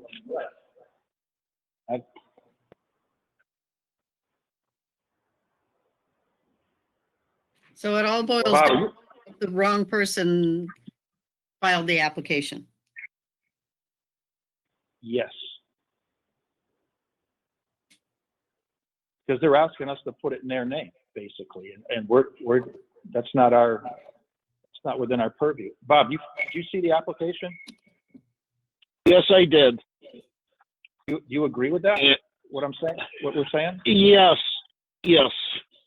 It's that's why I said originally that maybe those two signatures on whatever line it was, 5 or 6, 5 should have been notarized.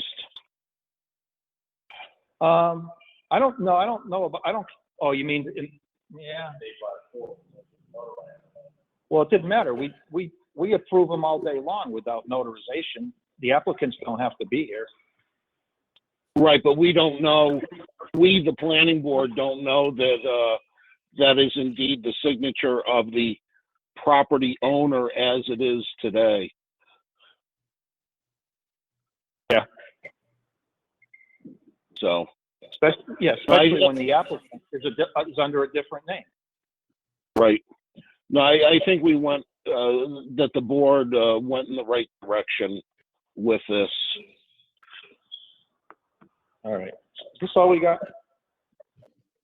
No, we have more. Maybe I saw you roll your eyes. You saw me roll my eyes? Yes, I did. What do you say about what? What else do we have? Well, going back to Dollar General. Yeah. Did we want to do anything about the recommendations? Just say we discussed them. Yeah, I want to get some more feedback from town attorney. I know they want to get this put to bed, but. Okay. I don't think Greg's willing to give him the CO. The last time I spoke with Greg, he was not willing to give him the CO until this was resolved. Not in theory, but actually resolved. Okay. And if he's changed his mind, and I spoke with him after the meeting. He called me that afternoon. Oh, okay. So Okay, unless so I, we'll leave it at that. unless I misunderstood him, I don't think he wants to sign off on anything until they resolve it. And I, quite frankly, I don't blame him. Now, another question from the building inspector. Did you see the email that Kathy forwarded today about the, an oversized building? Yes, You saw that, Bob? yes, I did. I didn't see it. What's it about? He's looking for It's- clarification on interpreting a zoning bylaw. The bylaws say that a barn or garage over 1,200 square feet in area needs a special permit. He's just been handed a set of prints for a 30 by 40 barn with a truss that creates a room upstairs, 40 by 17, and another 600, which is another 680 square feet of space. He had been told it would only have 6 feet of headspace, but 8 feet is listed in the height of the room. Both this application and for future reference is the 1,200 square feet reference to be applied only to the footprint or all the area of the structure.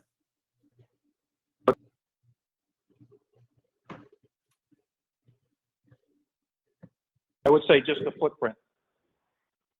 Especially in this I would case, agree. because in this case, because the space they're talking about above is not habitable anyway. In any storage, I suppose, but it wouldn't be considered. I would say just the square footage of the foundation. So you're saying because the second floor is not habitable, what if it was? I'm still in the belief it goes by the square footage of the footprint. Bob Sheehan here. I agree with Jim. I think that when this, well, it was originally down to 1,000 square foot private garage or stable, barn, whatever, and then it was increased to 1,200 square feet. The intent of the regulation was the footprint of the building, not the a first or a second floor, hay storage or whatever. I don't believe that was ever the intent of the regulation.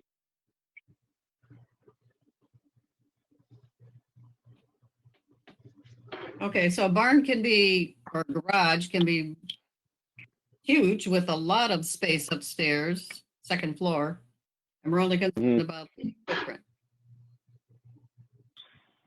Just asking. That's my interpretation.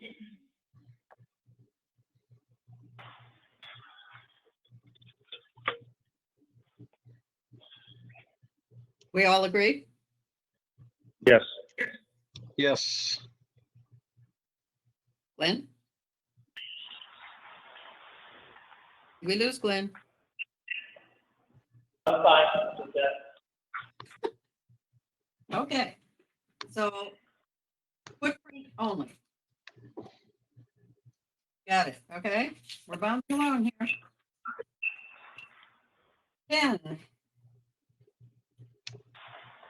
Ken Comia has submitted, he has a contract for, seeing as our contract with PVPC for Ken's help expires at the end of this month.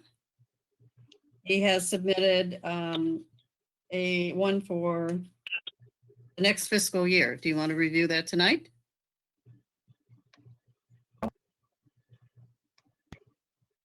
Wants the new board to look at it. And quite frankly, there better not be any travel expenses in there either. The only reason I say that is because the new board already elected. So I'd just say wait in a month for the board. Okay, so we'll wait until our next meeting, unless it's before the 22nd. And Ken, you okay with that? Ken still with us? Okay. We gotta keep Yeah. checking because you're billing us for time that we can't see it. No, Ken's on mute. We should get a discount, actually. Ken, we lost you. Come back to us. He's there, but he's on mute. There he is. Sorry, I'm here. See, we're only getting half your attention now, too. Yeah, I'm in between two meetings.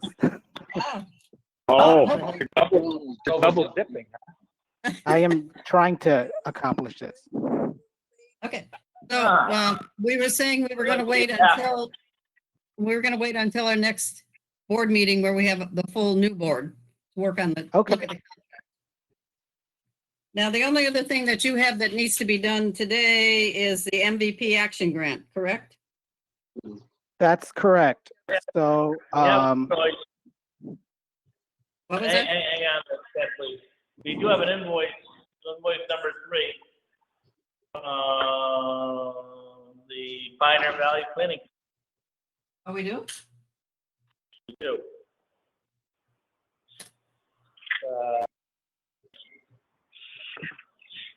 Period covering January 1st, 2020 through March 31st, 2020. Looking at what this pertains to. I thought we already did that one. Is it approved? Maybe, I don't know. It's here again.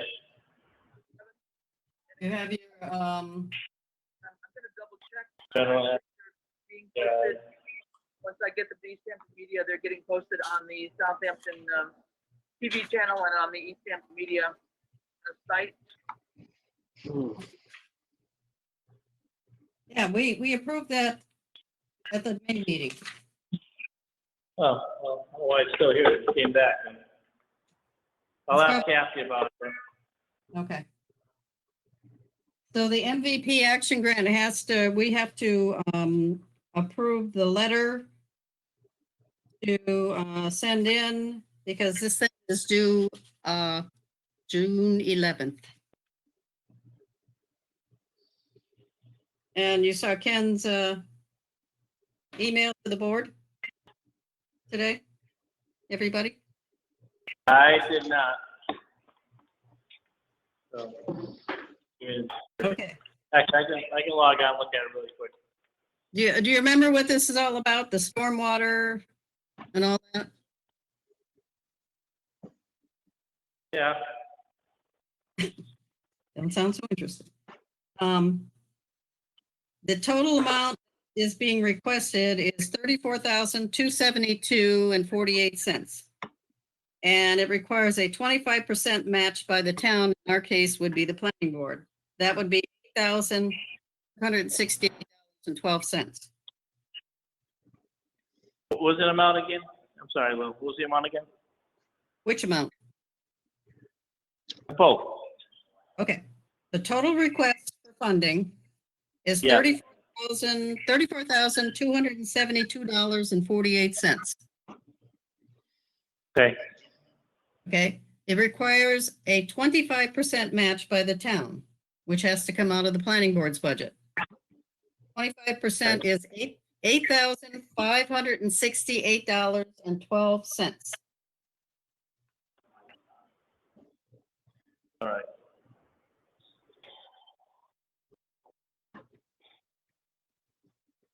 Now, at the May meeting, Rob said we had $10,850 left in the budget.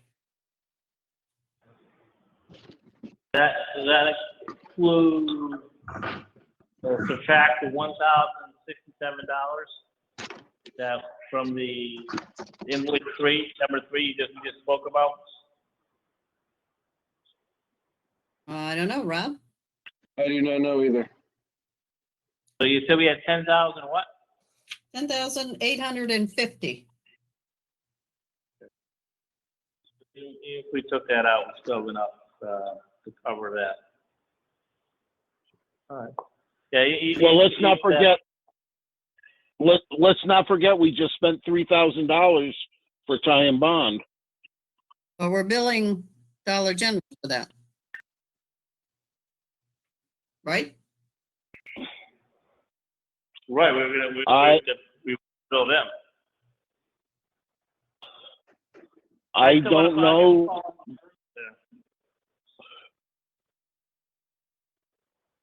I don't know that we can build Dollar General.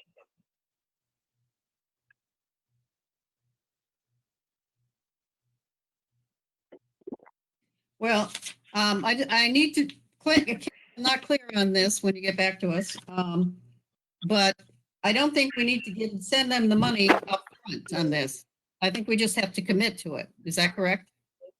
Yes, it's a matter of just ensuring that if there is a requirement for the split, that the town would cover that. So the planning board will be providing a letter of support for the project should it want to.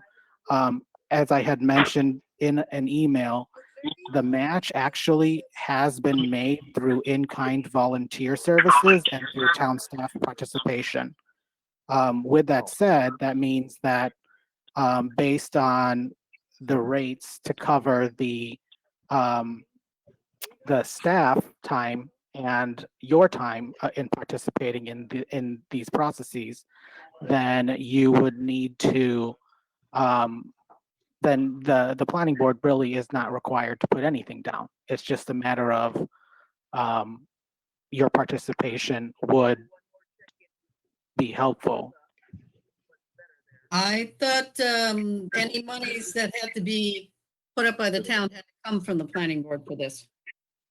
Well, yes. I mean, I guess if the processes that were identified, by the town, by the administrator, by the select board, and that the planning board would be requiring putting a cash match, that's, I think, if the application wouldn't be able to demonstrate that the match would be covered by the in-kind participation.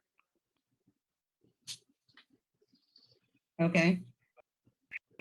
My only thing is I don't know if Chris Martin is thinking, okay, for his time that's put in there and the highway superintendent and the fire chief and all that.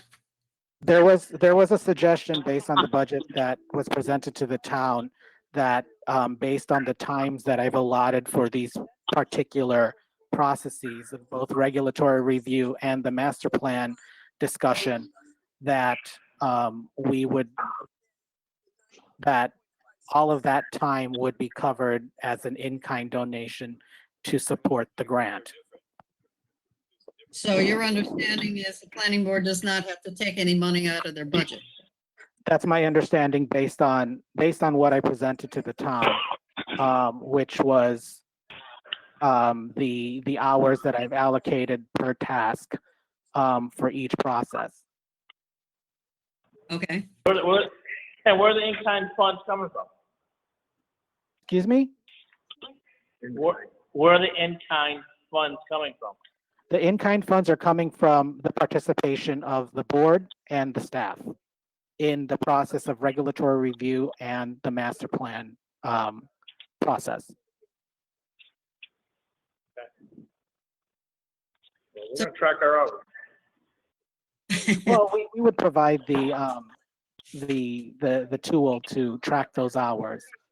And again, this is based on the experience of doing these particular processes and doing it through a funding mechanism similar to this grant that we're applying for.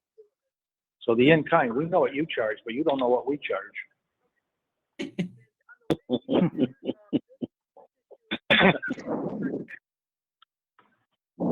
Okay, I get the drift.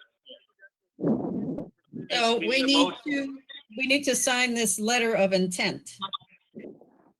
And so Ken, just so that I'm clear here and the rest of the board, either Glenn or Jim or whoever, we need to sign it today. So Glenn, you're the lucky one. Can you stop in and see Kathy to sign it? I'm going to recommend that we allow the vice chair, Mr. Tromke, to sign it since he's going down to town hall tomorrow. Okay. He's already backpedaled. And Ken, who is sending in the packet? Is Chris Martin sending in the packet? The town would be, yes. Okay, so then there are some letters by Lesser and Harry and Mindy Dom. Who's getting those? Well, I had suggested in the email last week that, because the application requires 3 letters of support.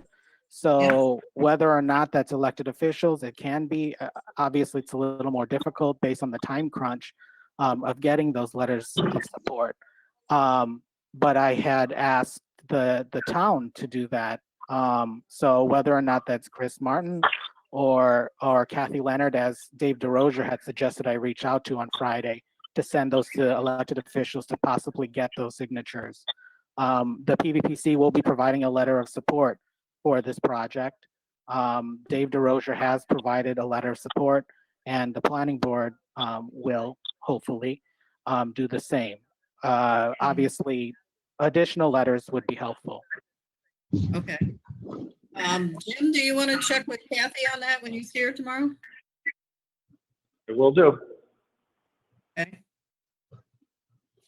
Ken, I think that's all we had with you, right? Yes, well, thank you. This has been this was a fun meeting. Only here for half. Let me know, as I mentioned, Will, You talked about our meeting? I or the will other have one you're on? extended all of my time. I will do that decision. I'll charge elsewhere and send that to the board. But if we need to be in contact regarding the future service agreement or anything else, I'll do so. Okay, I good. had a question. Okay. I had a question for you, Ken. Sure. You said you enjoyed the meeting. Which one were you talking about? Ours or the other one? Oh. It's funny because I was in yours for the majority of the time. I just joined at We don't know 7 that. o'clock. I'm gonna have to lead that one. But I look forward to the next fiscal year to work with you all until you guys get a town planner. Same here. Look forward to working with you too. Hey, Ken, if I don't see you or speak to you again, it's been a pleasure. Likewise, Glenn. Good luck to you. Thank you. Okay. All right. Thank you, Have a good Ken. night, guys. Thank you. Ken, thanks. We want to go over the last thing I have is going over the action items, and we can do that really quickly. Okay, go. Where's that feedback coming from? I don't know. Okay. That's Rob. Send an email. Texting me. Send an email to the building inspector. This was yours, Glenn, regarding what the planning board is doing, Dollar General issue. Did you send the email? Yes. Glenn? What was that? Yeah. The building inspector? Send an email to the building inspector about what the planning board is doing with the Dollar General issue, just to keep them up to date. That was Yeah, well, back. he's been in the loop with this. Jim's been in contact with him as well. Okay, I have sent tie and bond contact info to Ken. That's done. I create a letter to Alan Katowitz asking him to come to a meeting. For Glenn to sign, that was done. Letter to Deb Woodward-Insky for Glenn to sign. Remember, she was talking about the land that she wanted to make sure everybody knew there's maybe swamping back there. I can tell you're shaking your heads, yes. Glenn, sign Yes. those letters. Sign those letters. What's that? You were supposed to sign those letters. I assume you did. Kathy had me sign some letters there last week, yes. Okay. Ken was supposed to send the planning board copies of other towns' bylaws regarding large gatherings, and he did that.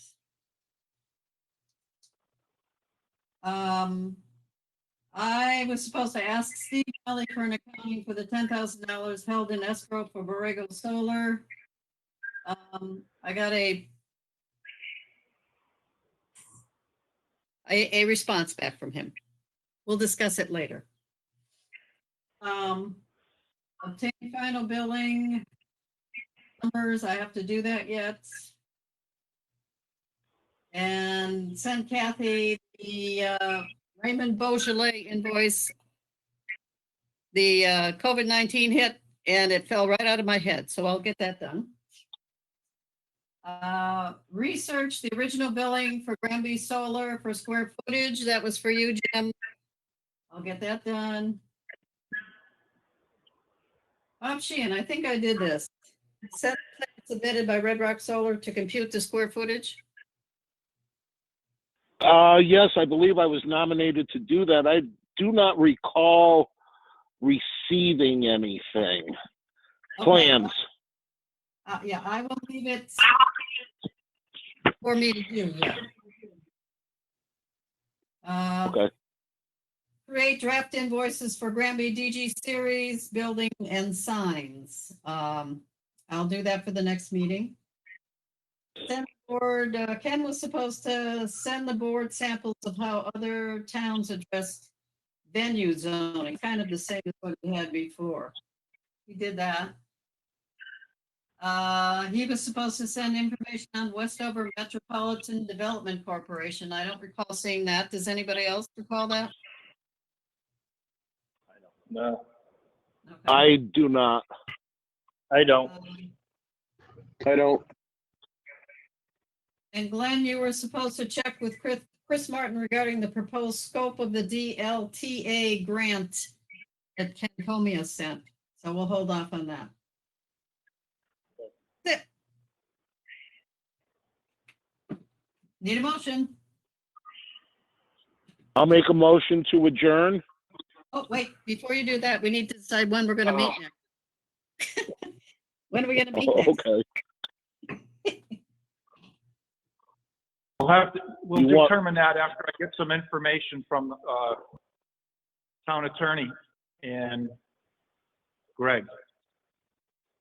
Okay, so to be determined. Yes. Is there a day, any day next week that doesn't work for somebody? Just, going forward. Well, we can do one of these things real quick. Yeah. We can all call in too. We don't even have to. Are you talking around the same time, 5 o'clock? 5 o'clock, yeah. I'm fine. Will, could you circulate any of the action items that Glenn has? So we can make sure they're cleaned up before the 22nd? Sure.